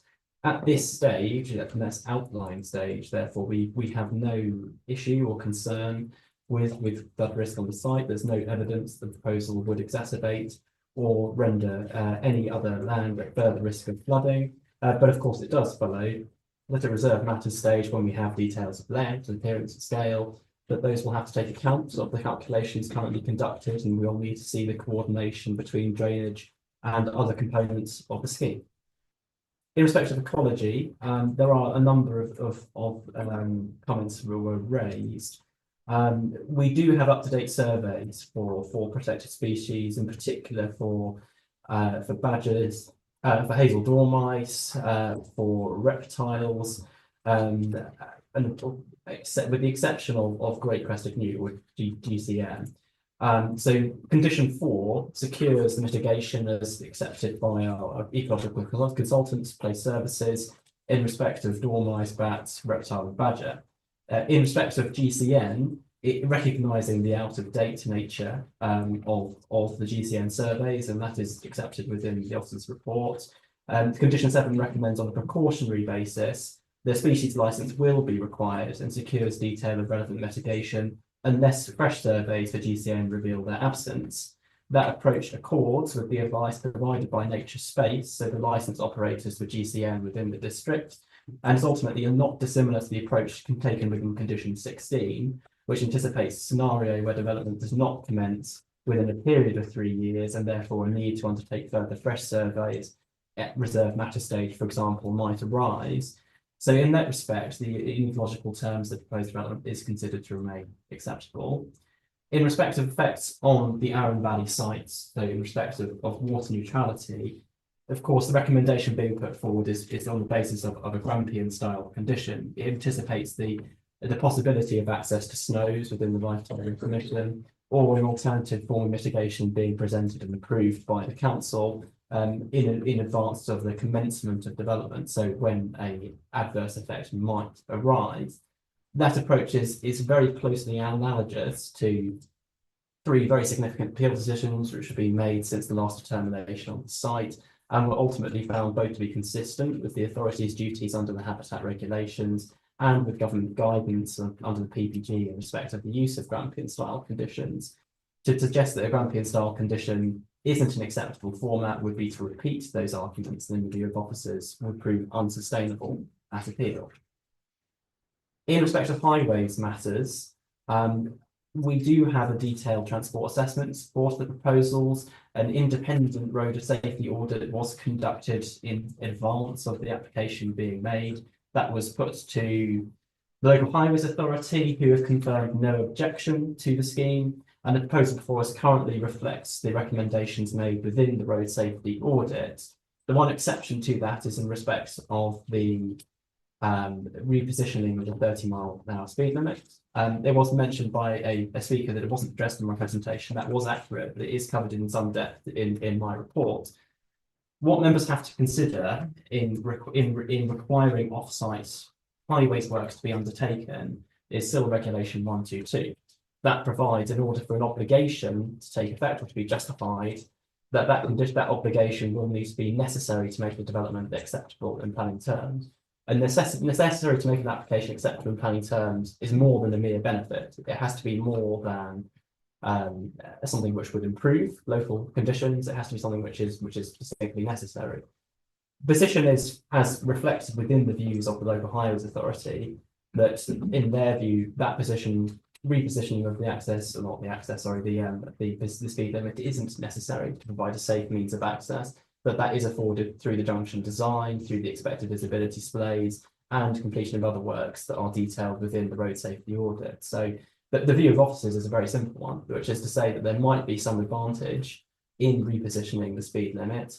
However, that isn't something which we can justifiably insist on through the means of a planning obligation, noting specific requirements of Soil Regulation 122.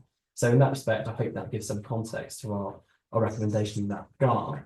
And lastly, I do want to make just one final point, which is in respect of the adjacent land north of the rise. I mean, it was mentioned there would be parish council's preference for access to that site to be obtained through the application site. At this point, I mean, obviously, we aren't considering that proposal. It is a separate application. It isn't within the scope of consideration for us. What we have to consider in conjunction with this application is ultimately whether this development would be serviced by a safe and convenient means of access, and the view of officers is that it would be. And lastly, I did say lastly before, I apologise. Previous submissions on site. Yes, there have been a number of previous submissions on the site. Though the first of those at 2016, of course, was in a very different planning environment. That was the time where we had an up-to-date local plan. It was the date when we had a 5-year land housing supply. That certainly isn't the position before us now, and it wasn't the position before the council when the previous determination was made either. It is the most recent decision, i.e. that which is currently on slide at the moment, which is most relevant for our assessment, and that only concludes as the unacceptability of the proposed development in 2 regards. So thank you very much. Thank you. Invite the local ward members to speak. Starting with Councillor Knowles. Thank you, Chair. We realise there are many residents who are against this application, but as we've heard from Councillor Green, Westminster does need new homes. It's a thriving village with a strong sense of community and centres of employment. Local people want to stay in the area, and the school roll has unfortunately fallen. Can I ask, but the road use is going to be an issue for the village. Can I ask what condition 6 travel plans provisions is engaged to look like? Yes.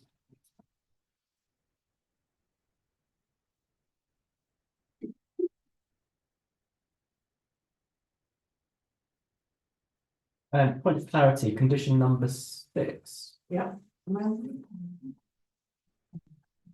Okay. Oh, sorry, yeah, I didn't have meant to do that. But there's one that I hadn't noted before, so apologies. So there is no condition about travel plans. Well, I mean, I can clarify on that point. So in support of the proposed development, a framework travel plan has been provided that sets out some general measures to incentivise the use of sustainable and public transport, but it isn't overly committal and it's not overly ambitious either.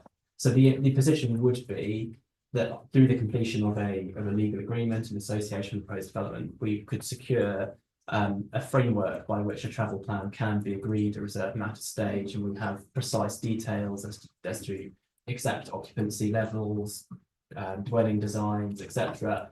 And in accordance with active travel England advice, I mean, the position is that plan should be prepared with a known commitment in terms of expected modal share, and how a development can plan for and ultimately correct any departure from that in the longer term. But those are details to be agreed, and those aren't necessarily something we have to consider at this stage. Thank you. Yes, that was the recommendations in section 106. Section 6 of that I was referring to. Thank you for that.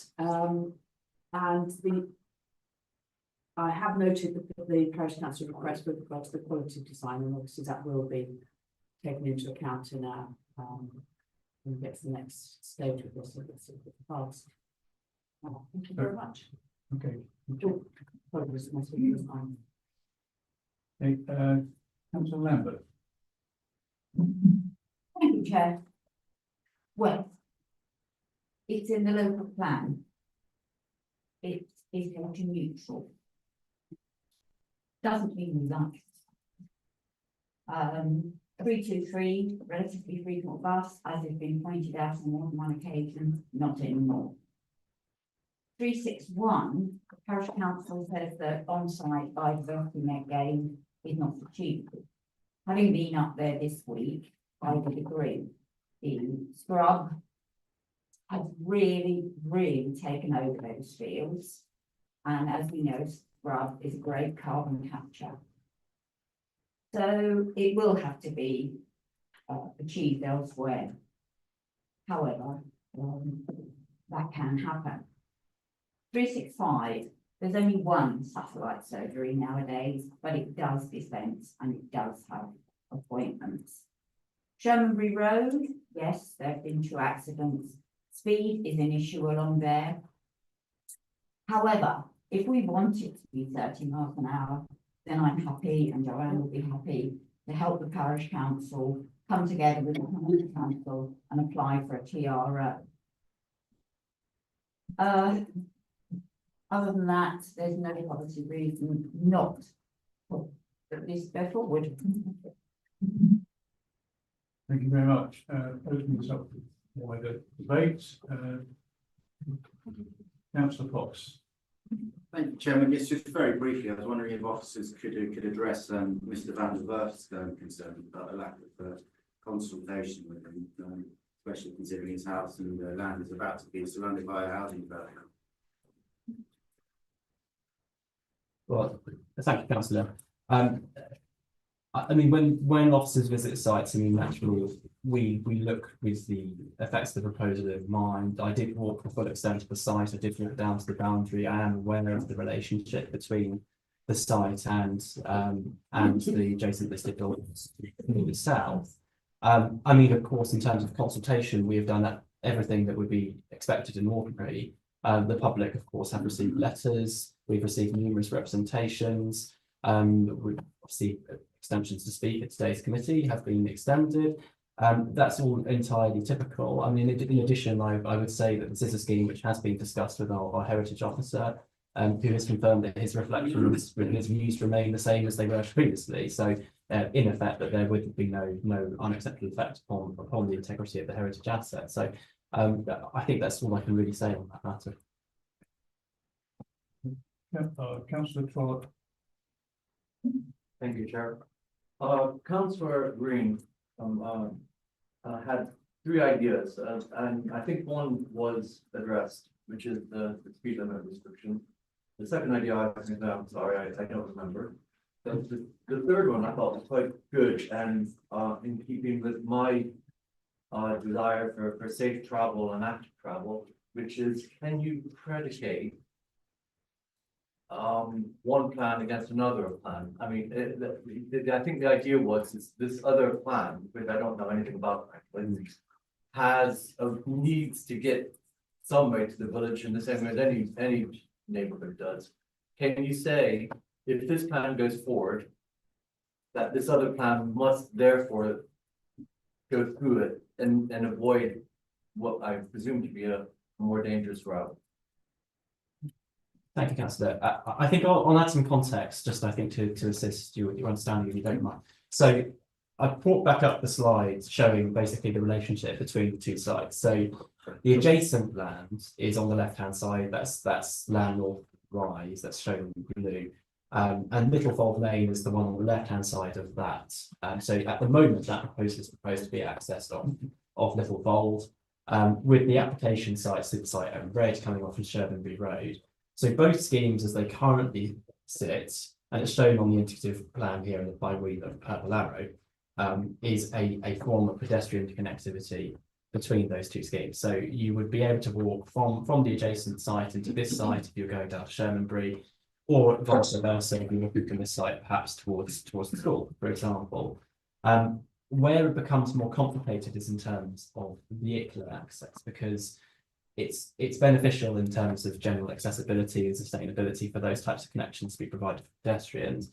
In respect of vehicles, it's a much more challenging request, and I think the request being put forward was to say that the adjacent development in effect is of concern that it would be accessed from Littlefold, and the reason for that is because of the condition of that access arrangement.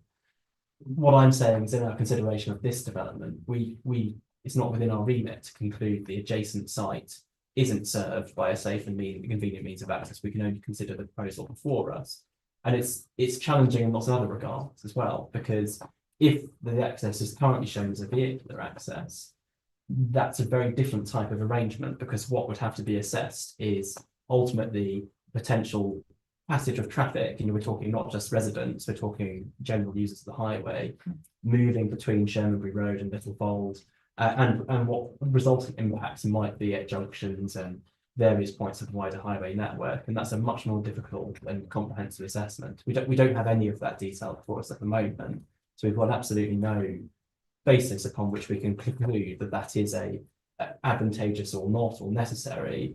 But I think the recommendation being put forward ultimately is on the basis of the site and its own highway impacts. And obviously the view of officers is that the accepted impact is acceptable. So therefore there isn't a justification to insist on an upgrade to that connection to be a point of vehicular access, if that makes sense. Yeah, got lots to go on, but yeah, I can go over on sense. It does seem a shame that if the other site could be made safer based on what happened with this site. I understand that it might be complex legally and just in practical terms as well, just trying to draw up plans, but it would seem a shame and a missed opportunity. But I suppose that's life. I don't know what else to say. I don't think I really have much more to add, really. I mean, I should say I wasn't the officer for the adjacent site, so I don't know what transport assessments were conducted, but it was recently heard at appeal, and the inspector ultimately didn't conclude as to the unacceptability of the site in access terms. So I think in order for us to indicate that there is a flaw with that site such that vehicular access via this site is necessary isn't really a conclusion we can reasonably reach. We just don't have the evidence base to start with, and the inspector seemed to come to an alternative conclusion. So I think we have to consider the proposal in its current format, and I should point out that the emerging local plan anticipates, in respect of both allocations for this site and the adjacent site, a form of pedestrian connectivity, which of course is consistent with the proposal for us, but not a vehicular access. Thank you. Councillor Fletcher, yes. I'll come to you in a moment, Councillor Brown. Thank you. I'd like to, well, one of the points that was made by the parish and also mentioned by members, which is the issue of the speed limits. If this is passed, in the effect it will be to move the built-up boundary significantly further along the road. In the light of that, the areas within built-up boundaries can normally be expected to be 30 miles an hour. And in the light of the standing advice from active travelling, which you've mentioned, but the implications of which have not been gone into, I am maybe not surprised, but I'm concerned that the Highways Authority hasn't taken the view that it's justified to require a 30-mile-an-hour speed limit here, and has instead encouraged an approach of having visibility displays suitable for 40 miles an hour, which are likely to have the effect of increasing speeds rather than reducing speeds. This is something that can't really fully be addressed through a travel plan at a later stage. It's obviously difficult at this stage to reverse the advice that we've received from West Sussex on this. But I am aware that they are currently consulting on improving their road safety policies. It's something you would expect them to be taking, at least some parts of West Sussex, to be taking a really serious interest. And as the member of the public said, that road for a minor road has had over the number of years quite a number of accidents, including serious and fatal accidents. So I am disappointed in this, and what I'd like to explore, as well as being really pleased that the local members would like to take this up and help the parish to secure a 30-mile-an-hour speed limit here, I'd like to see if we feel that we can put an informative on this for the applicant as well.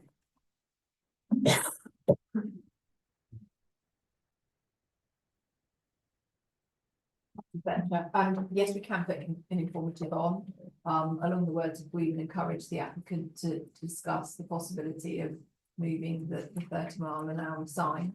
So we can certainly have an informative. Thank you. Thank you.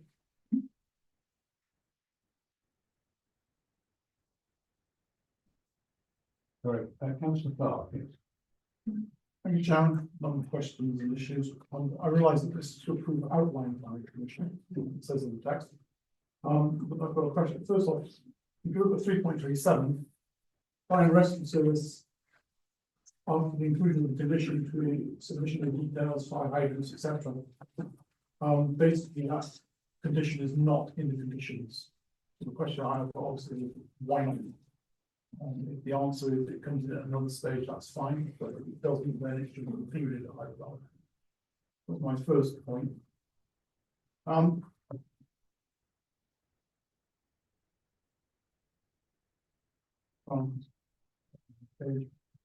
Is Hodges Green a medium village? Question. Good, I just wanted to be reassured because paragraph 6.4 talks about Rusper, but it doesn't talk about Hodges Green. Yeah, but just wanted to be reassured. If I move on, another question. In paragraph 6.9, they talk about BNG. And if I read the appendix B of the BNG report dated October 2024, which is the backing documents, it talks about financial contributions to habitat banks. I've never heard of such a thing. So are there any habitat banks in the area? Because judging from this, there's a requirement to provide 19.546 units, whatever that might be, for one, and 2.64 units for the other. Are we sure that the system will work for brand new? And are we? I hesitate to use the word road tested it, but I mean, are we sure that it will work? Because it just says about throwing some money our way. So that's my second question. Yeah, so in terms of the purchase of off-site units or credits, the legislation allows for that, and there's nothing we can do to prevent that. If it's been demonstrated that they can't deliver on site, then that is a legitimate option for them. How it works is if the nearer it is to the site, the less credits they have to buy. So and then the national credits are the most expensive. So there's two purposes to that. One, we get it as near to the site as possible, and two, it's cheaper for the developer.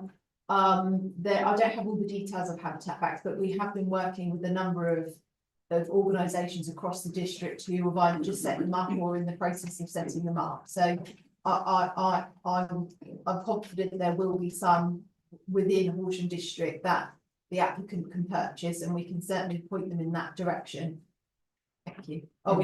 Reassurance that this is all fairly new stuff, and that basically this wasn't just popped out there on the off chance that somebody might come along later on and sort of invent something. Yeah, So we will be taking a paper to somewhere, Cabinet Council soon regarding habitat banks and parent section 106s. So it's a piece of work that we are actively working on as officers to ensure that we can use the ones we've got available and make that as easy as possible. Thank you. I've been through the calculations with the officer to understand how the mechanism works, so I know the theoretical mechanism and the scoring mechanisms and stuff behind it. Yeah. In terms of your question around the fire hydrants, whilst obviously the fire rescue service have commented on it, it's our view that it is a building control matter. Obviously, there are some building types that don't require building regulations, but housing does. And where it does require building regulations, that would be dealt with through the building regulations process. So, we wouldn't want to duplicate the requirements of other legislation, which is why it's not imposed on this particular application. It's one of my hobby horses. I just wouldn't want to fall between cracks, if I could put it that way. Question 3, paragraph 6.97. What exactly is meant by, and I quote the text, that relevant mitigation would be available within the lifetime of the appeal scheme as well as the standard test. What is the lifetime of the appeal scheme? So the appeal scheme being discussed at 6.97 is the appeal at Broadbridge Farm, and what I'm doing is I'm explaining what the inspector considered in his determination of that, or her determination. That appeal, apologies. the lifetime of the appeal scheme is purely the period of time for which planning permission remains extant. So that would be typically 3 years in the period in the context of a full permission, or longer in the context of an outline. So the basis upon which the Grampian concession operates is that it concludes as the reasonableness of the approach of securing mitigation or approving mitigation at a later date, because there is a prospect that either access to snows or an alternative mitigation strategy can be provided and approved and ultimately implemented within that period of time to allow development to commence. So I hope that offers some clarity on that point. Just to clarify on that, so if this goes ahead and this permission's granted, let's say, and it's granting condition, does that mean that unless they start work within 3 years, then becomes defunct, or is a clock ticking permanently? Do you see the question? I certainly do. So there is a relevant point. I mean, firstly, it would be 5 years as it's an outline permission, but the key is that the Grampian style condition prevents the possibility of an adverse effect upon the Arundel sites from arising, precisely because it prevents commencement. So in effect, no possible adverse effect can arise because no works can take place within the 5-year period. Now, if they go beyond that period, and of course developed works haven't commenced, then the permission wouldn't be extant. So therefore, there wouldn't be an application or a permission which they could pursue. But that relationship between preventing commencement from before mitigation is approved is significant from a habitat's perspective. So basically, if they haven't done it within 5 years, the permission expires and they have to apply again. That's it, in a nutshell. And as Emma's put it much more succinctly than me. So It's fine, but then suppose somebody drives a bulldozer in to build an access road. Well, I think that's a separate matter. It becomes a matter of enforcement. But I think our view is it's a condition precedent. Such a condition as the Grampian condition goes to the heart of the permission. So if development starts before it's discharged and implemented, they've effectively lost their permission. But that's really a matter for enforcement. We don't have enforcement notices. That is a matter of enforcement rather than this application. But essentially, that's our view. It's so important that if they didn't discharge that, then they would likely lose the permission they've got. Thank you for clarifying it. I've got a better idea now. Another question. Paragraph 6.102 says, I didn't understand it, so maybe you can explain it to me. It says details as to the precise nature of air quality mitigation sufficient to offset the expected damage cost can be supported by way of an appropriately worded condition. But it also talks about the likely extent of air quality mitigation necessary in association with proposed development. How does that work?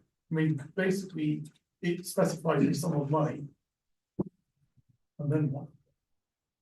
Yeah, so to clarify on that point, so the damage cost calculation is ultimately a standard model output. So what the developers will do is they will input what the expected parameters of the development are, so the expected number of residents, the location of the site, and that will return principally through increases in vehicle movement what the harm is, and that figure relates to that damage cost in terms of health, in terms of the environment, etc. It is the way in which that's depicted.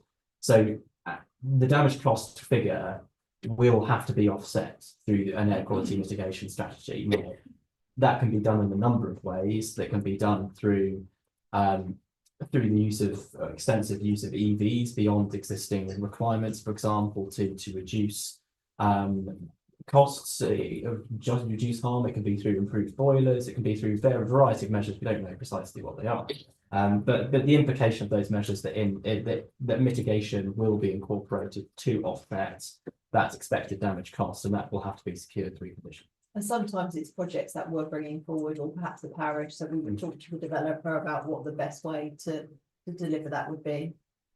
Okay, I just wanted to make sure that it was clear what would happen to the money, because we have very large amounts of money tied up in 1 of 6 contributions in lieu of affordable housing and developer contributions.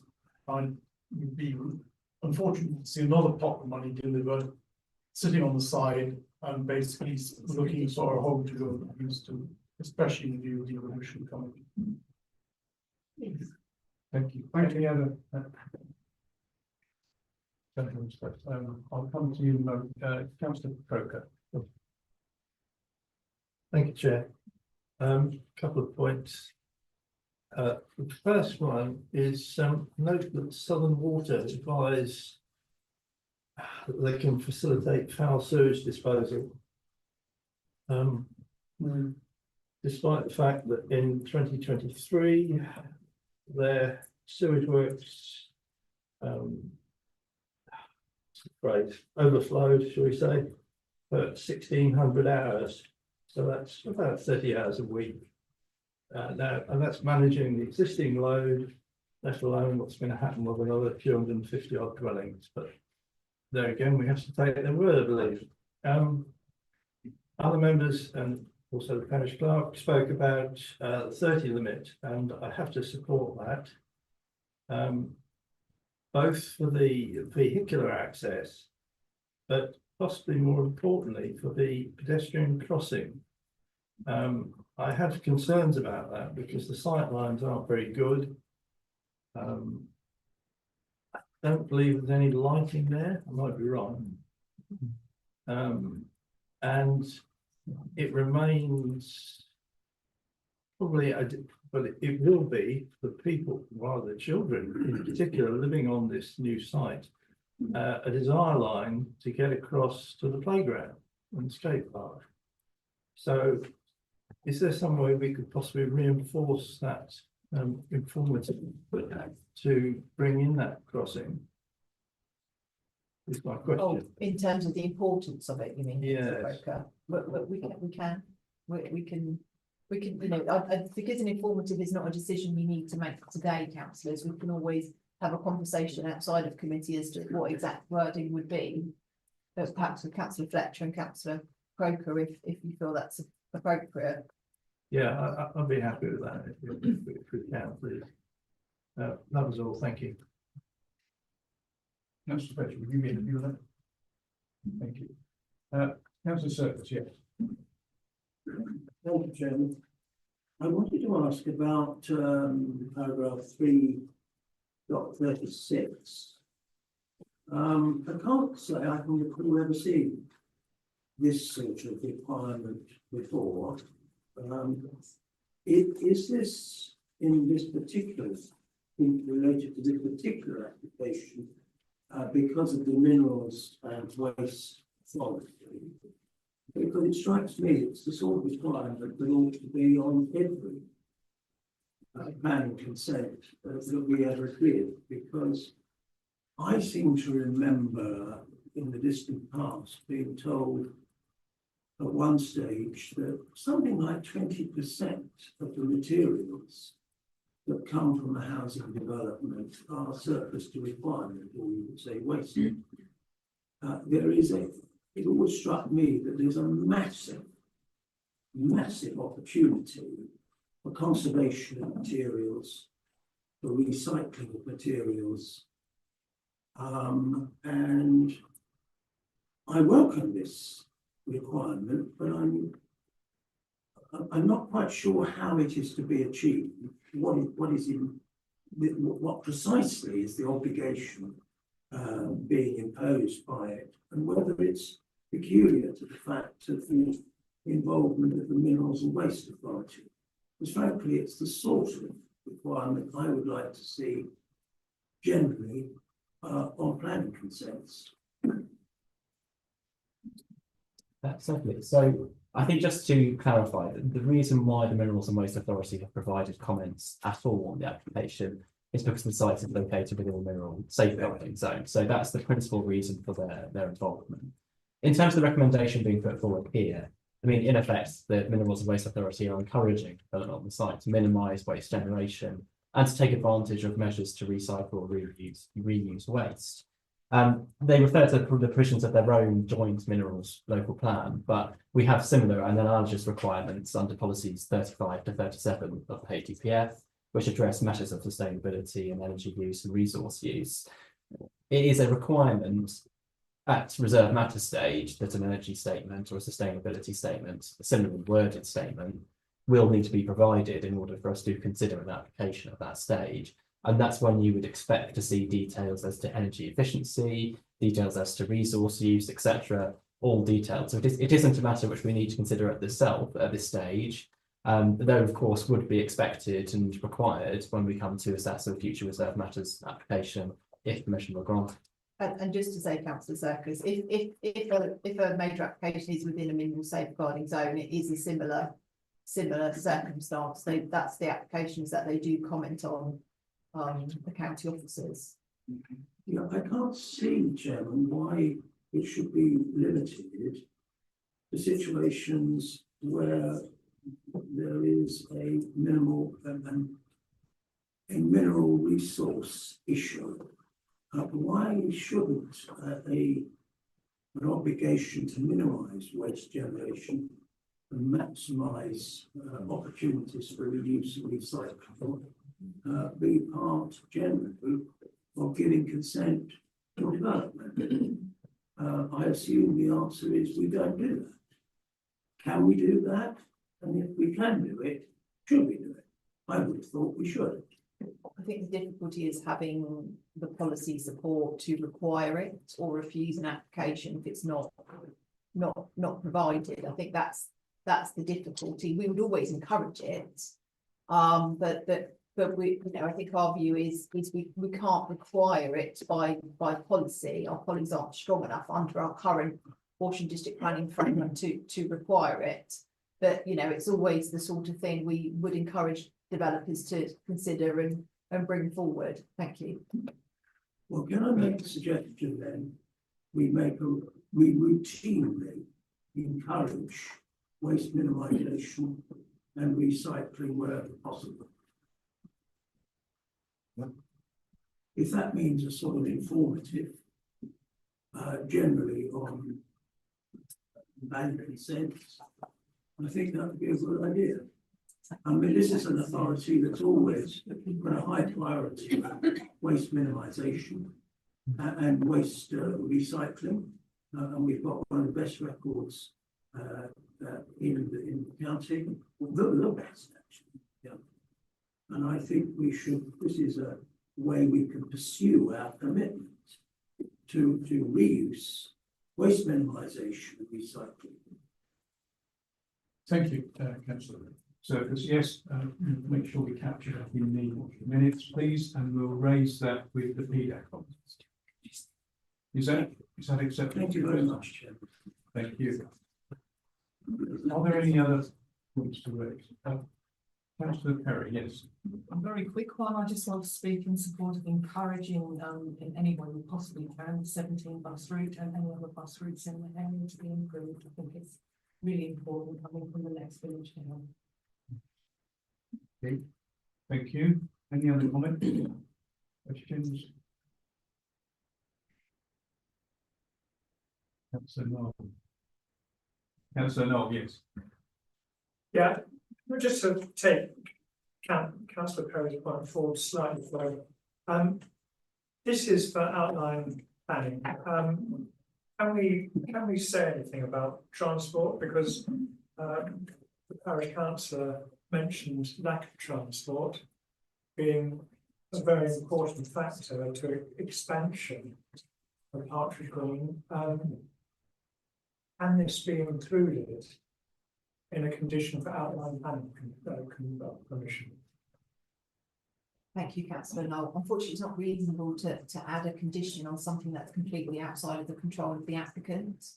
That there is no way that they could make the number 17 bus route happen or come more often or whatever committee may like. And ultimately, if it's a private operator, they will be governed by profit and whilst we can have separate conversations outside of planning committee for county, there are matters that they can't control either. So unfortunately, for the purpose of this planning application, we can't require anything for the developer because it would not be reasonable to do so. Thank you. Yeah, fair enough. It's just a question.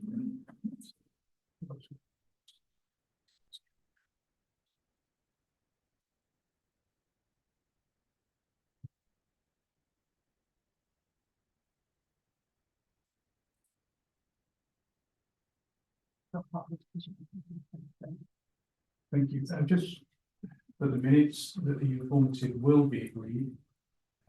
It's not part of this approval process here. So you can capture that in the minutes, please. Thank you. Okay, any other final comments? I'll come back to Councillor Knowles. Thank you, Chair. No, I don't have anything further to add. I think it's been thoroughly explored. Thank you. Councillor Knowles. I do. Okay, now I suppose we move to the vote. The recommendation is to approve outline planning, to approve outline planning commission subject to appropriate conditions and subject to the completion of a section 106 agreement within 4 months of the decision of this committee or such longer period as is agreed by the director of place acting reasonably and properly. Those for, please raise your hands.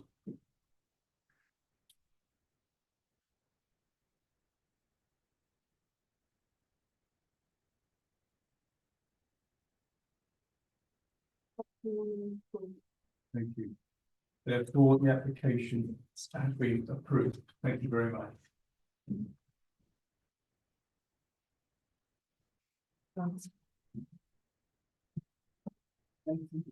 Thank you, Charles. Thank you. Okay,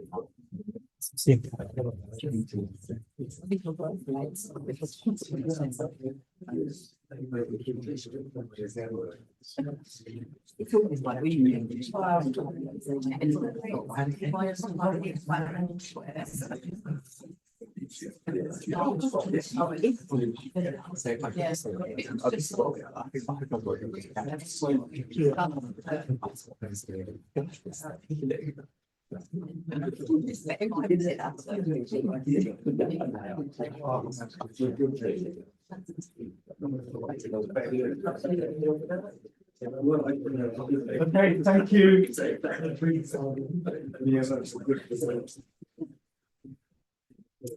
Can we this is not a formal break, but we could really just get drinks quickly, please.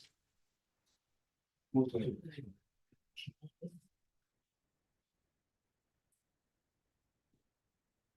on to item number 8. DC 240539, garage block at Kings Barn End, Kingstone Avenue, Steady. Please, the officer, make the presentation, please. Thank you. So members should note that since the committee report was given, a further representation has been received objecting to the application on highway and parking grounds. This objection does not raise any new material considerations which are not already covered in the report. The application relates to a garage compound located to the rear properties on Kings Barn Lane and Kings Barn End in Stead. Here we see the location of the site outlined in red to the northeast corner of Stead. So here you see the location in more detail. The site sits within its defined filtered area of Stead, which is identified here in blue. A Grade 2 listed building system north of the site is shown here, and you can see the vehicle access to the site to the north between 2 houses. So here we see an aerial photograph of the site outlined in red with the access to the north, you can see there, and Kings Barn Lane to the north. So there's a few photos. So this shows the site access from Kings Barn Lane approaching from the east. So here we see the site access when approaching from the north. So here we see inside the access itself, and so this is leading into the site. And you've got the one on the left you can see looking into, and the one on the right is looking out to the site, the access road. So this is within the site, and you can see it's form of hard standing with 2 sets of garage blocks, as you can see here. And this is also within the site, so it's looking north within the site towards the access and the rear of the properties in Kings Barn Lane. So here we see the proposal itself. The proposal is to remove the garages and hard standing and construct a terrace of 3 2-bedroom dwellings with 6 car parking spaces to the front, with gardens to the rear. So you can see the house is placed here to replace the garages, and it should be noted that these will form affordable housing units. So here with the floor plans, these are 2-bedroom houses with 2 stories. See here. And this is the elevations. So this will be brick with a tiled roof, and you can see the rear elevations, you've got solar panels and a small porch to the front. And this is an artist's impression of what these houses will look like in place. Sorry. So the application is demonstrated through parking surveys that the garages are surplus to requirements and that any displaced parking can be absorbed into the surrounding area. The dwellings are located a suitable distance from neighbouring properties, including the recently extended mezzanine. Water neutrality has also been demonstrated by offsetting on other housing stock owned by the applicant Saxon Weir. The application is therefore recommended for approval, subject to the conditions set out in the report and a legal agreement to secure affordable housing. Thank you. Thank you very much. Could I invite Nathaniel King-Smith, please, to speak? You have 2 minutes. Thank you. Thank you, Chair and Councillors, for the opportunity to speak at tonight's committee. I represent MH Architects with the architects for this application.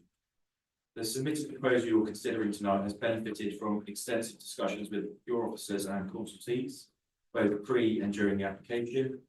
This has involved a number of changes to the original proposals for the site. We're proposing 3 low energy affordable homes on a brownfield site within the existing built up area. We're pleased to say that your officers fully support the scheme with no consultee objections, and we sincerely hope that you two are able to support your officers' recommendation for approval. I'd just like to outline some of the many positive aspects of this scheme. This site represents an efficient use of previously developed land that will deliver much needed affordable accommodation. Brownfield site is in a sustainable location within the built up area and integrated into the community. Detailed highways design, surveys and consultation have been carried out with West Sussex County Council, raising no objection. The car parking provided is in excess of the County Council standards, and each home has private community space. And the proposed home's energy demands will be lowered by adopting a fabric-first approach to sustainability, with no gas to be used on the site. The biodiversity landscaping of the site will be improved through a programme of work that's been proposed by the landscape designer and ecologist. And the design presents a sympathetic and contextual response to the site using local materials and respectful of those around it. The scheme has been developed in close liaison with the support planning officers, and it conforms to Horsham's planning policies. Thank you for your time, and we sincerely hope you can support your officer's recommendation to approve this application. Thank you very much. Okay. Invite the ward members, and so Councillor Finnegan this evening. Councillor Finnegan. Thank you, Chair. I really appreciate the need for housing, and this proposal is for 3 affordable homes, 100% of development.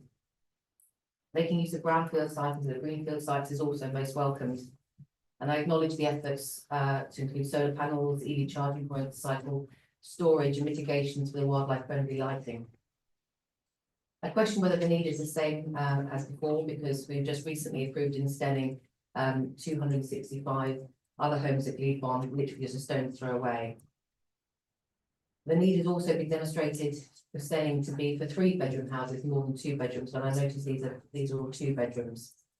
I do appreciate that garages are not really used for storage of cars anymore. It's a lot more of the hard standing that's used for parking. There have been a number of representations from members of the public, the variety of concerns that were outlined in the committee report. Stenning Parish Council also objected strongly. They have recently reviewed their position on this week because their previous representation was more than 6 months old, but they have actually come to a similar conclusion from April 23. I'd just like to raise a few points, mainly on safety and amenity. They're sort of linked. The access, you've seen the things, the pictures, the access is off a very narrow single track. There's a blind corner there, and there's also access to the Downs link with cyclists, pedestrians and children. I know that sort of having these housing approved doesn't just mean that the offsetting of the cars on the hard standing as it is at the moment, but there'll also be visitors and guests needing to park on the roads surrounding. And currently the roads surrounding there are extremely dangerous really to park on, and people are parked up on pavements and the grass verges. And the amount of availability of parking is extremely limited. So what I suppose I'm concerned about is if a vehicle, a large Tesco's van was to come down, all 6 car parking spaces were used, difficult to turn around, reverse out, and sort of it's onto a blind corner without lighting, with children crossing. It seems just a bit dangerous. I visited yesterday. There were 5 vehicles currently on the hard standing there, plus a caravan, plus a skip. That would have to be offset. I understand the Belmouth Junction also had a large vehicle parked on the display on the right-hand side as we see it there, which would mean that if an emergency vehicle was to try to get in, it would be, or reverse back out, it would be extremely difficult. And any vehicles reversing out of there would be on a blind corner with car parking there, as they actually can park on that display currently. I wondered if there's anything that can be done in terms of parking to improve the design. If there's any conditions that we can add to consider that, because the committee report 6.19 and 6.20, and I'm a bit disappointed when West Sussex County Highways has said that the visibility and safety is okay. From being there yesterday, I am concerned about the safety of vehicles exiting site. But I welcome discussion, particularly on the safety and access. Thank you. Just in terms of the parking, we have gone back for further information, updated transport notice, you can see in 3.3. So it says that indicates 7 garages at least, with 1 tenant who lives 6.4 miles away, another 7.2 miles away, and 2 let by the same person live 1 mile away. So it's not anticipated these garages be used for parking vehicle. However, given the distances, the highway notes it's displayed under 4 vehicles within the area. So it's a limited impact in that respect. And I take your point about visitors as well, not being able to park in the car parking. But we have to go with what the highways assessment is from our highway authority, which finds this development acceptable. In terms of improving the design, it's difficult to know how that could be improved, but we'd have to discuss that with the highways. But from looking at it, it's very limited there what you can do. So I'd have concerns that if we went away and deferred, it's difficult to see how that could be improved, to be honest. But I'm not a highways engineer, so. If you may check, the vehicles can currently park on the Belmouth display, and we're saying that vehicles can reverse out. I think that's a limitation there.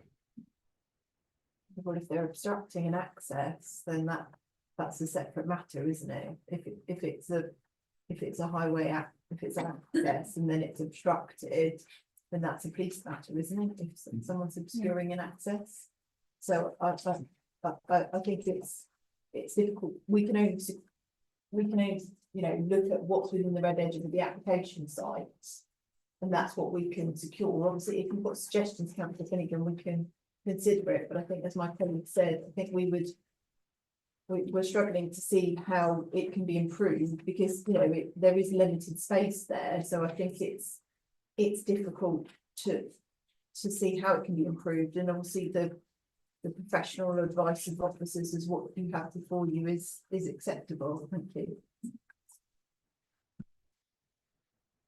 Any other councillor? I'll come to you in a moment. Councillor Knoll first. Thanks, Chairman. I appreciate the points that Councillor Finnegan is making about access and parking.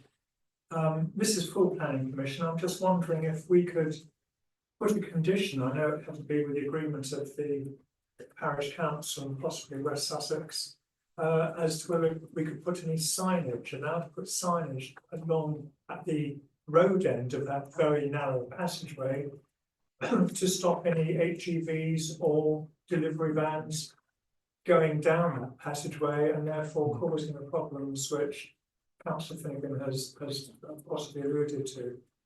Can that be done?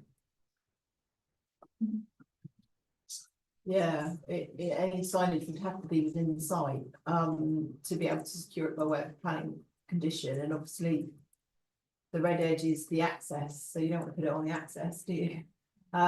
So I think it's difficult to see that, and I think highways have acknowledged the access is narrow, and therefore it may result in vehicles having to reverse. I think that I think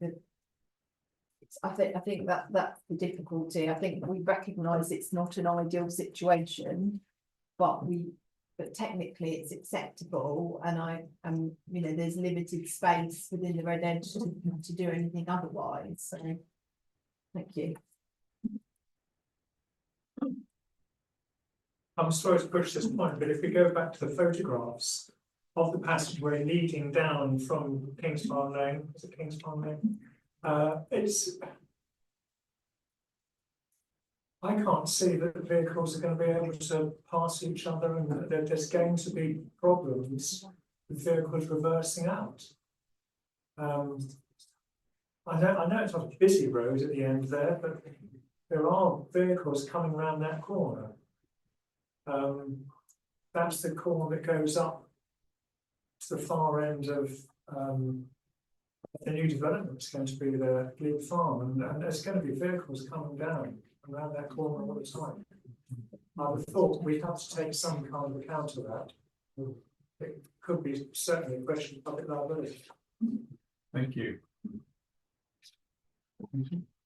I'll just say that there may be some issue, but it is only for three dwellings, so that limits the number of vehicles accessing the site. And we have to again go with what the highways assessment is. They have not raised any objections on those grounds.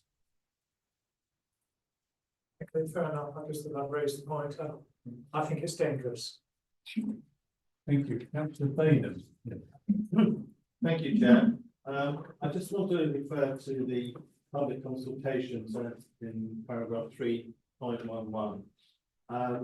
There are a number of grounds of objection from members of the public. One of them, and perhaps which is about value of properties. I think perhaps you could confirm my understanding that that's not a material condition, material consideration. Thank you. And the other one was conflicts with new projects to link staying with upper beating. Can you explain what that's about? Because I have no idea.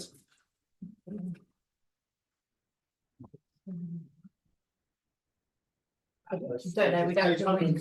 We'd have to read the full representation, councillor. So we can always come back to that, exactly what that person said. I don't know without reading their full.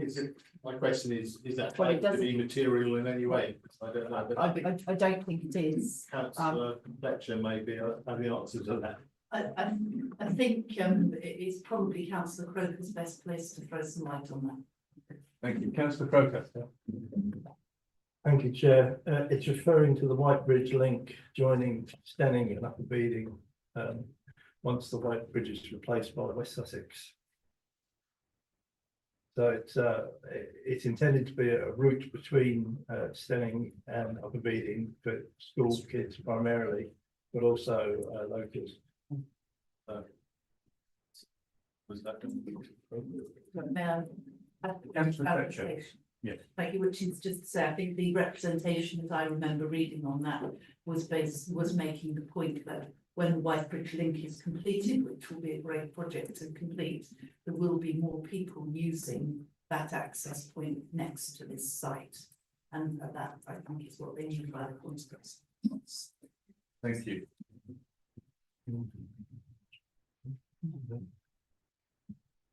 Any other? Yes, sorry, Councillor Croker. Thank you. I do have a point I was going to make anyway.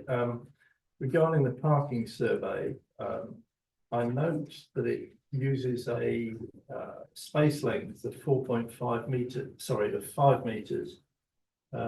Just looking at the cars parked around there, an average length for them is 4.5 meters. So that's quite a tight space. So I think in reality, the number of spaces that the parking survey came up with was a bit optimistic, and I reckon it probably should be about 4 spaces less. This is on the road surrounding this site. Thank you. Again, we have to go with what the county highways have assessed that and give us in their opinion. I've got to point out, I said earlier about there being displacement only 4, but 6.27 does refer to 7. So I take it that it's going to be displaced 7 as opposed to 4. There's the higher amount, but we say that these things are looked into by the highways and assessed, and they haven't raised any objections. Any other comments? Councillor Fletcher, yes. Using an old garage site, brownfield site for affordable housing is really a very good thing to be seeing. There obviously are with this, as with any applications, there are some disadvantages. It's not a material planning condition, but I obviously have some sympathy with people whose houses lose that lovely view across to the downs. And that is obviously a harm for them, and you can only sympathise with them on that. But the main issues that are concerned are the access and the displacement of parking. So I do share Councillor Finnegan's concern, particularly about larger vehicles, delivery vehicles, Tesco vans or whatever, that will go into the site forwards and then be forced to reverse outwards. And I'm also reading the details of the parking survey, that in particular by not looking at the weekend and parking situation, that it was being rather over optimistic about the extent to which there would be parking displacement that could cause problems on the other roads.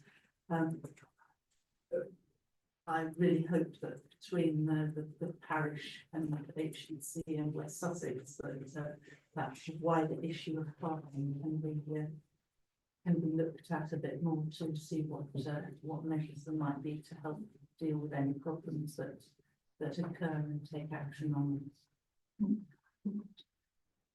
Thank you. Thank you, Councillor Fletcher. I just want to remind members of what the National Planning Policy Framework says around highway matters. So it says development should only be prevented or refused on highway grounds if there will be an unacceptable impact on highway safety, or the residual cumulative impact on the road network following mitigation would be severe, taking into account all reasonable future scenarios. So I think we have to bear in mind that's effectively the policy test for highways matters. It's not, is it on balance, is it not ideal, or we would like this? It is there unacceptable impact on highway safety? Obviously, we've got no objections from county, and that is a matter they would comment on. And there's no other matters that would substantiate a reason for refusal. And also we can't add conditions on unless they're necessary to make the development acceptable. So I think we just bear in mind, I hear what members are saying, and I do understand those concerns.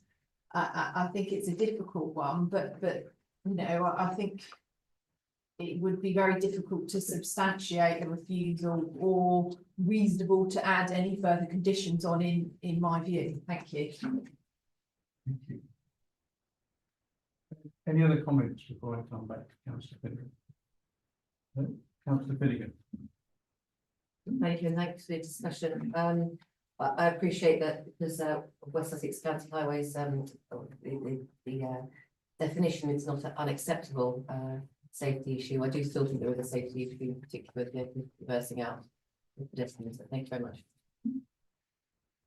Okay, so the recommendation, move to the vote. The recommendation is to approve full planning permission subject to appropriate conditions and the completion of a section 106 of the legal agreement within 4 months of the decision of this committee, or such longer period as agreed by the Director of Plates acting reasonably and properly. All those for? So,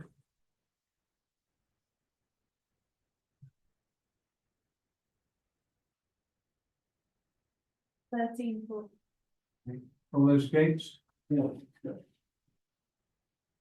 Any abstentions? Okay, therefore, the application is approved. Thank you very much. We move to item number 9, which is DC 240552, which is Edgeworth Cottage, the street Nutbourne.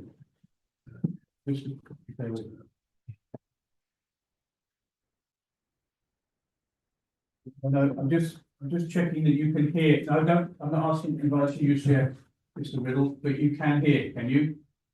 Vaguely. Okay, thank you. Hold on. So before I start, recommend an informative to be added to advising to the applicant to arrange a site meeting with the Horsham District Council Conservation Officer to discuss materials and the works in them.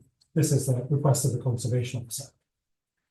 The proposal relates to Edgeworth Cottage, the Grade 2 listed 2-storey building located to the north of the street of Nutbourne.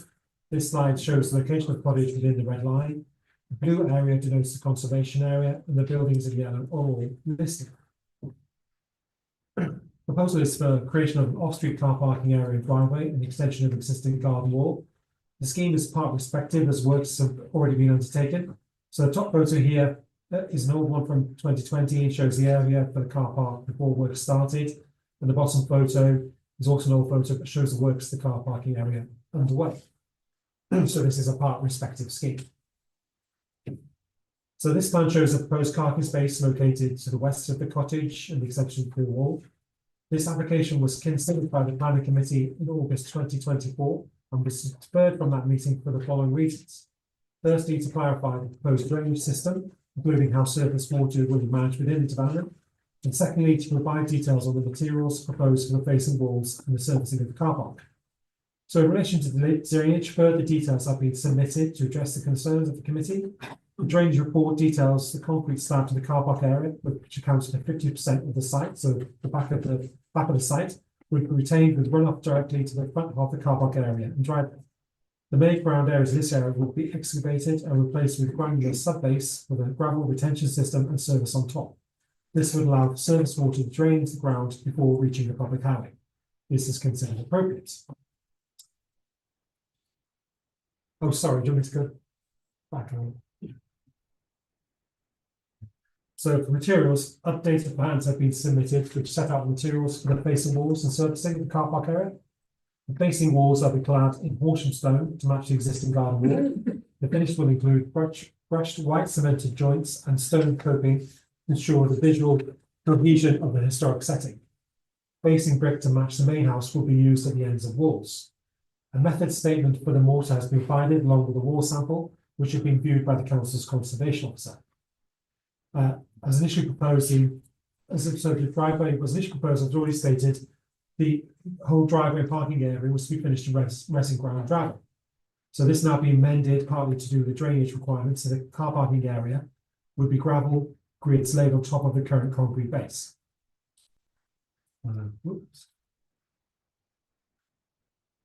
That shows the upper area with the Horsham stone to the garden wall and parking area to be overlaid with gravel and gravel across facing brickwork.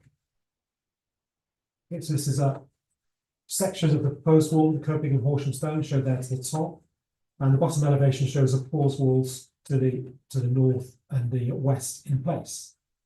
So as amended, the council conservation officer has raised no objection to these finishes. It is therefore considered that the reasons for deferral of the application from the August committee have been addressed, and the scheme is therefore recommended for approval. Thank you. Thank you very much. Frank Riddle, you have 2 minutes. Thank you. Ladies and gentlemen, thank you for this opportunity. We have discussed this application at the Fulham Parish Council, where I'm a parish councillor, the Nutbourne Residents Association, and the Nutbourne Conservation History Group, who produced the Nutbourne Village Design Statement.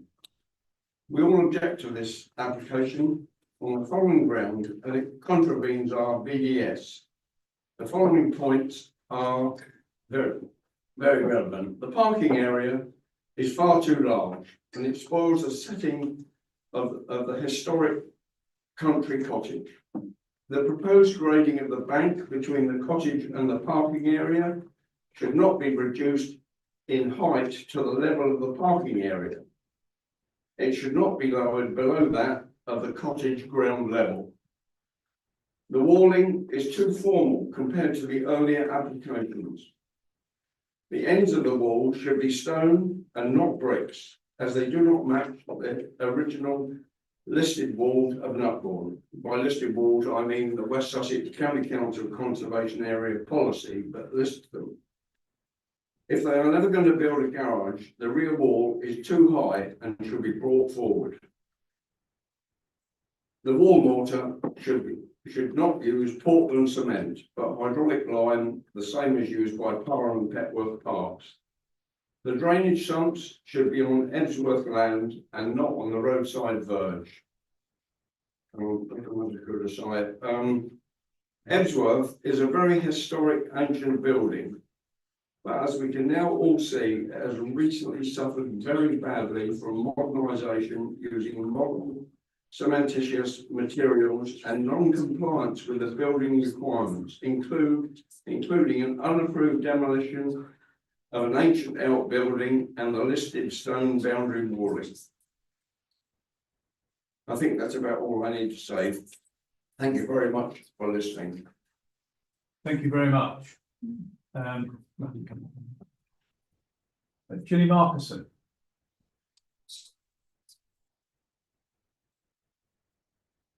And you have 2 minutes. Thank you.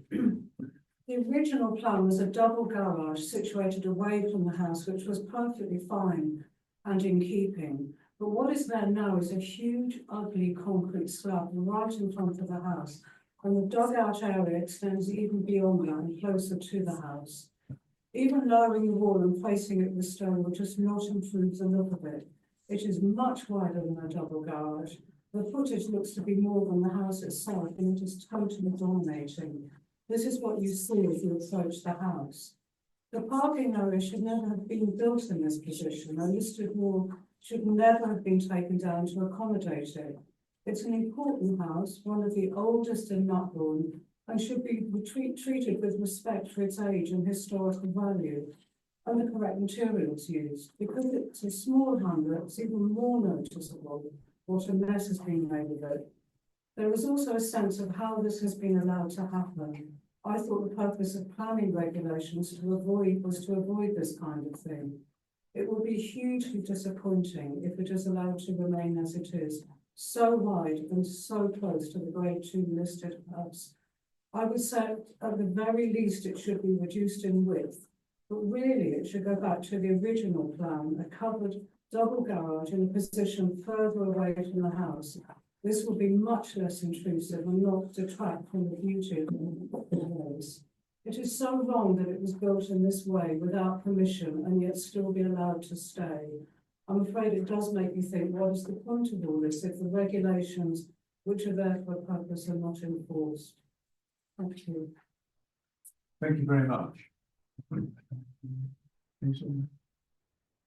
I'll say one of the main considerations for this application is its impact on the setting of the listed building. So that is a significant material consideration. So that has been taken into account in the reports and in discussion with our conservation officer. CSEB will view that the application is appropriate and the materials put forward appropriate. But as I said, he's keen to meet with the applicants on site to discuss the materials and the works going forward. So yeah, and so also as I said, material, it won't be concrete to the front. There is changes there to the materials. And yeah, so that, as I said, we need to consider that the application is appropriate in terms of setting on the list of building. And just to remind members, as set out in paragraph 5.1, it was deferred by members for those reasons. It wasn't deferred because of the scale of it or any other matters, and it wouldn't be reasonable to now introduce concerns regarding matters which you didn't raise as concerns last time. So, you know, my view is the focus for the debate should be, does the application address those points which members deferred the application for, as stated in paragraph 5.1. Thank you.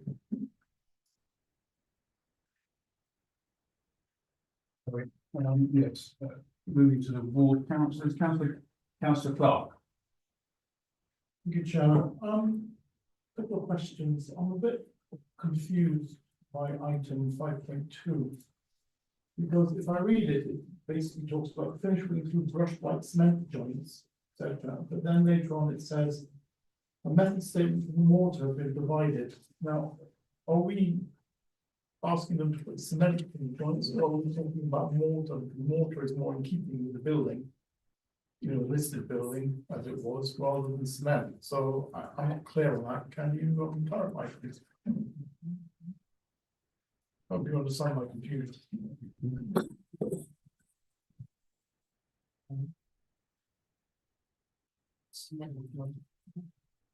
The point I'm making is if they're using mortar, that's fine. But if they're using cement, that ain't fine. Some sort of vernacular. Jason's trying to look at the plan. Yeah, if you look at this plan here, it's very difficult to make out. So this is one.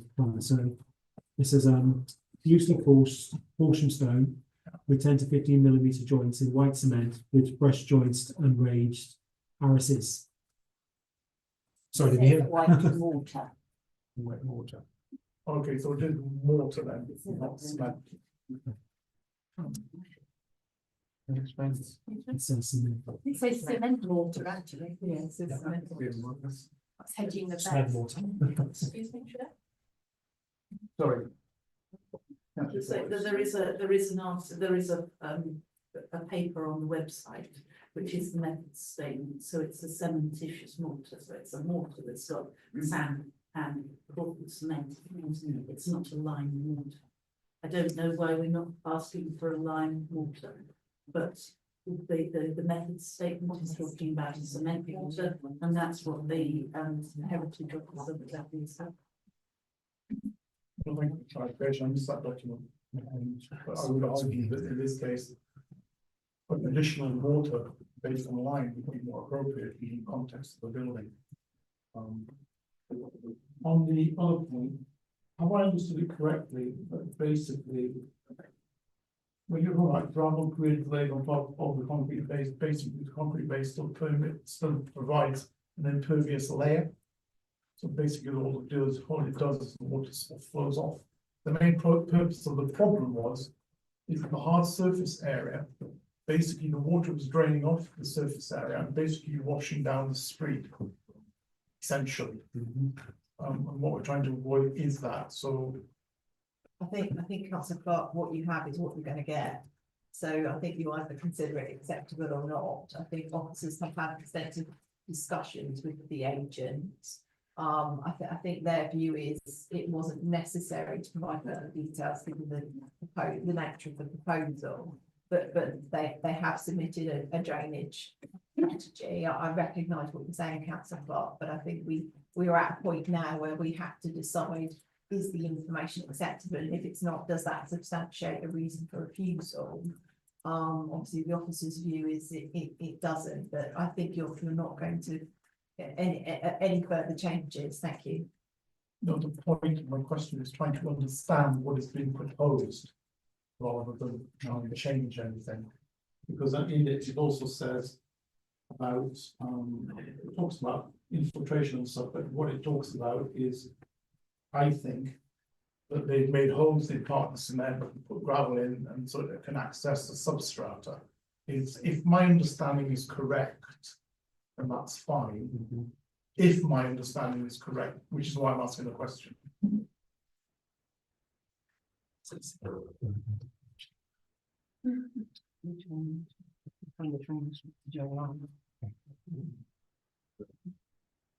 just seeking some documents in the application online. Because I can make sense of it.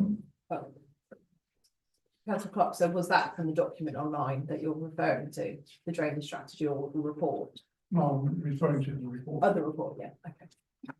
Do we need to take another question and I'll go down? Any further questions, Councillor Clark? No, I'm just trying to understand paragraph 5.7, that's all. I'll make my points later. Anyone else have any comments? Councillor Croker, yes. Thank you, Chair.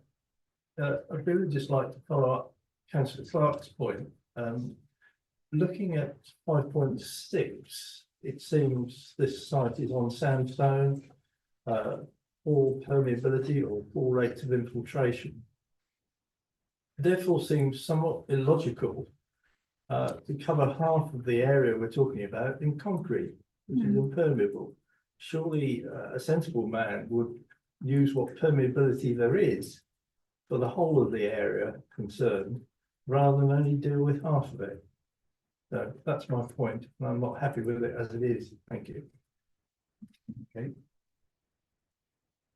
Just trying to resolve that. Yes, yeah. We'll come back to it in a moment. Any other comments? Councillor Knoll. I know that, thank you, Chair. I know that officers are looking at the detail just as we speak, but I recollect from this proposal coming to us, when was it, a year or so ago, that our principal objection was the fact that water was running down the concrete driveway into the road and filling up the public sewer. So if they haven't addressed the solid concrete base and just covering it in gravel, then nothing's being done to remedy the objection that we had earlier. Is that right? Well, just quickly trying to look at it. So there's a document from BP Civils the 29th of November. But this is in response to our own drainage consultant who requested further information and they didn't consider it necessary. There's a further document which I'm just trying to look at now, which was the 17th of October 2024. So I'm just, you have to bear with me members, because I'm just trying to review it to see what it says, if it says anything about the concrete subbase. So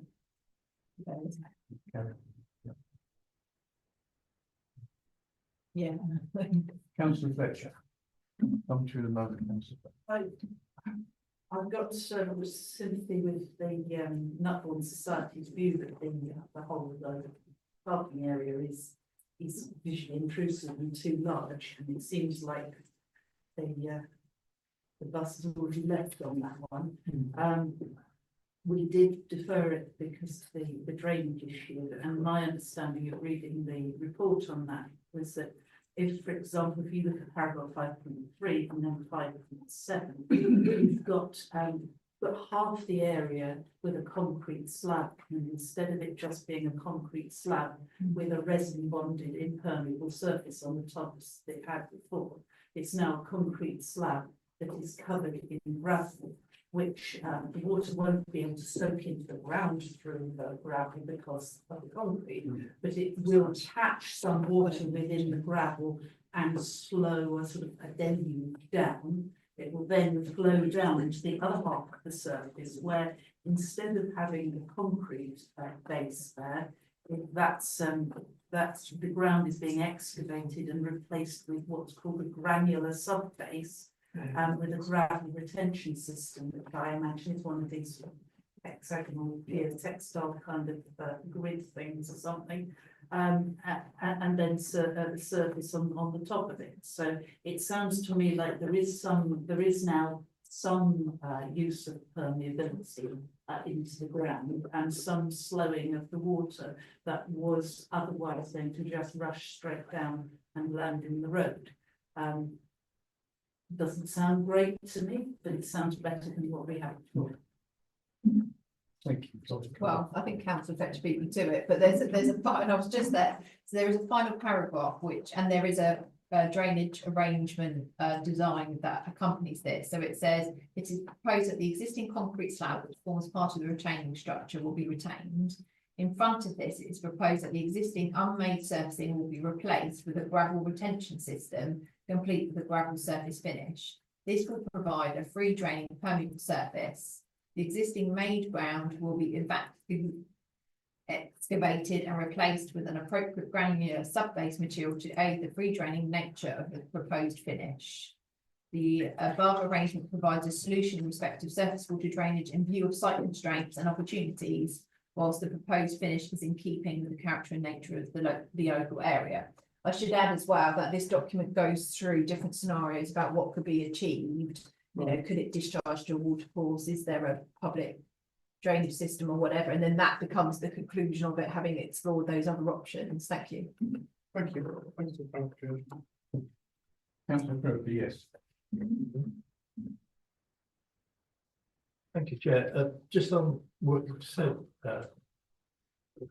did you say retaining structure or retained structure? Forms. Well, it says it's proposed that the existing concrete slab which forms part of the retaining structure will be retained. That's what it. That's Okay, the so word. retaining structure implies that it's there to keep the earth surrounding this hole in the ground in place. I still think it's inadequate. I'm sure that the concrete will probably withstand having a few holes banged in it, as Councillor Carr was suggesting might be the case. So I remain unhappy. Thank you. Sorry, Chairman. Just to clarify, I think it's not the solution what Councillor Clark was saying about putting holes in it. It is that the part at the front will be excavated and then it will drain into it. So it's not the proposal to put holes in the concrete. No, I get that. Yeah. What I'm saying is it should have a proposal to put holes in the concrete. Thank you. Any other comments? Councillor Knoll, yes. So just for complete clarification then, are the officers satisfied that the water will no longer run into the public highway because of these measures? That's our view, yes, with what subject to the appropriate details, you know, yes, that should be sufficient is our professional opinion. Thank you. Councillor Potts. Thank you, Chairman. Quickly, can there be a requirement that if the resin bound gravel is washed away to a significant extent, that has to be replaced? Very difficult to enforce that, councillor Potts, isn't it, really? I think it's, yeah, I think it would be different. Well, we could put a management plan on, but you wouldn't, well, this is the thing, I don't think that's proportionate for what is a hard surfacing on a dwelling, isn't it? You know, you can But do the that. proportionality is to remove the look of the concrete. First instance. Well, no, the gravel's at the front, isn't it, for the drainage? The gravel is also Yeah. the resin bound gravel. Well, that's on top of the concrete. well, the resin bound is not going to wash away because it's bound. Well, Yeah. but over time, it could easily. Well, but so can anything. Yeah. Any other comments? I just make my one. I raised the issue, I raised the point with the officers about parking, and does the harm outweigh the benefits of street parking? Anyone knows that lane, it's very narrow.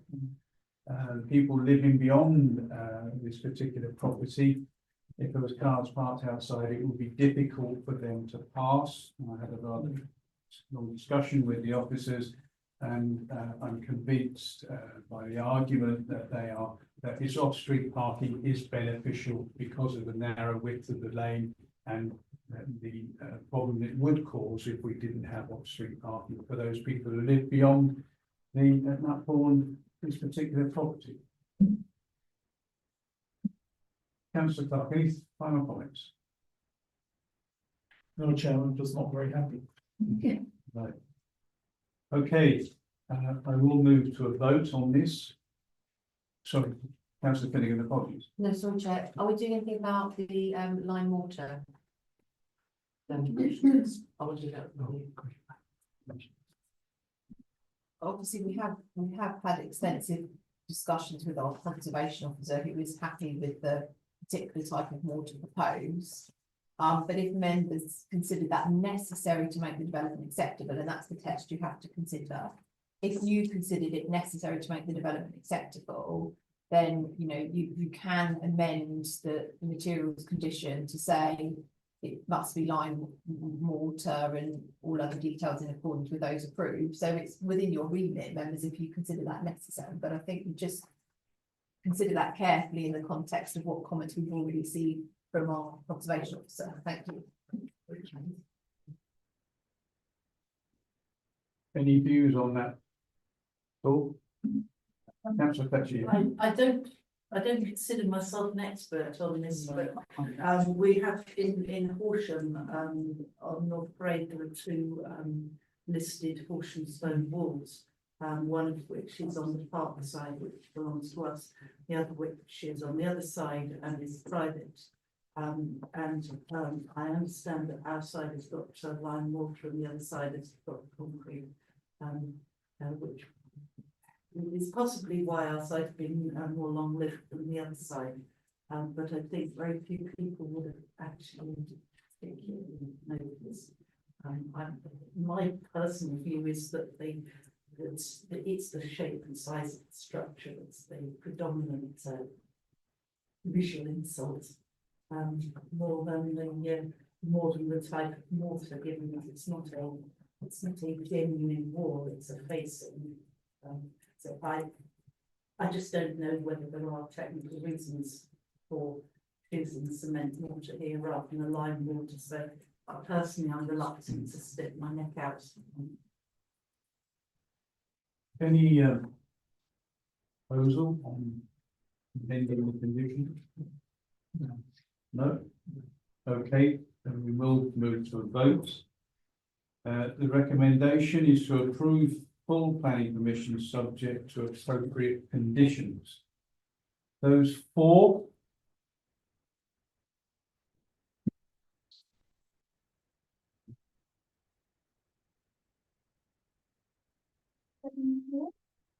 Those against? 3 again. Any abstention? 4 abstentions.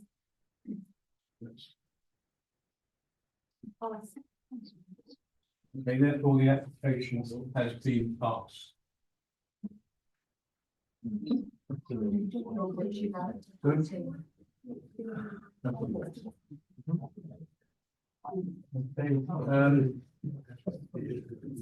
no urgent business from me.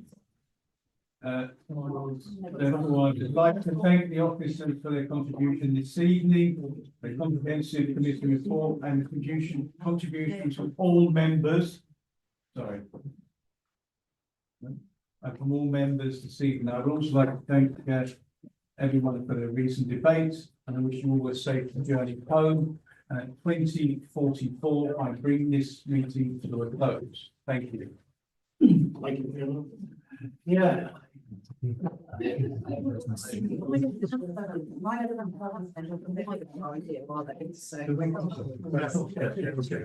Sorry.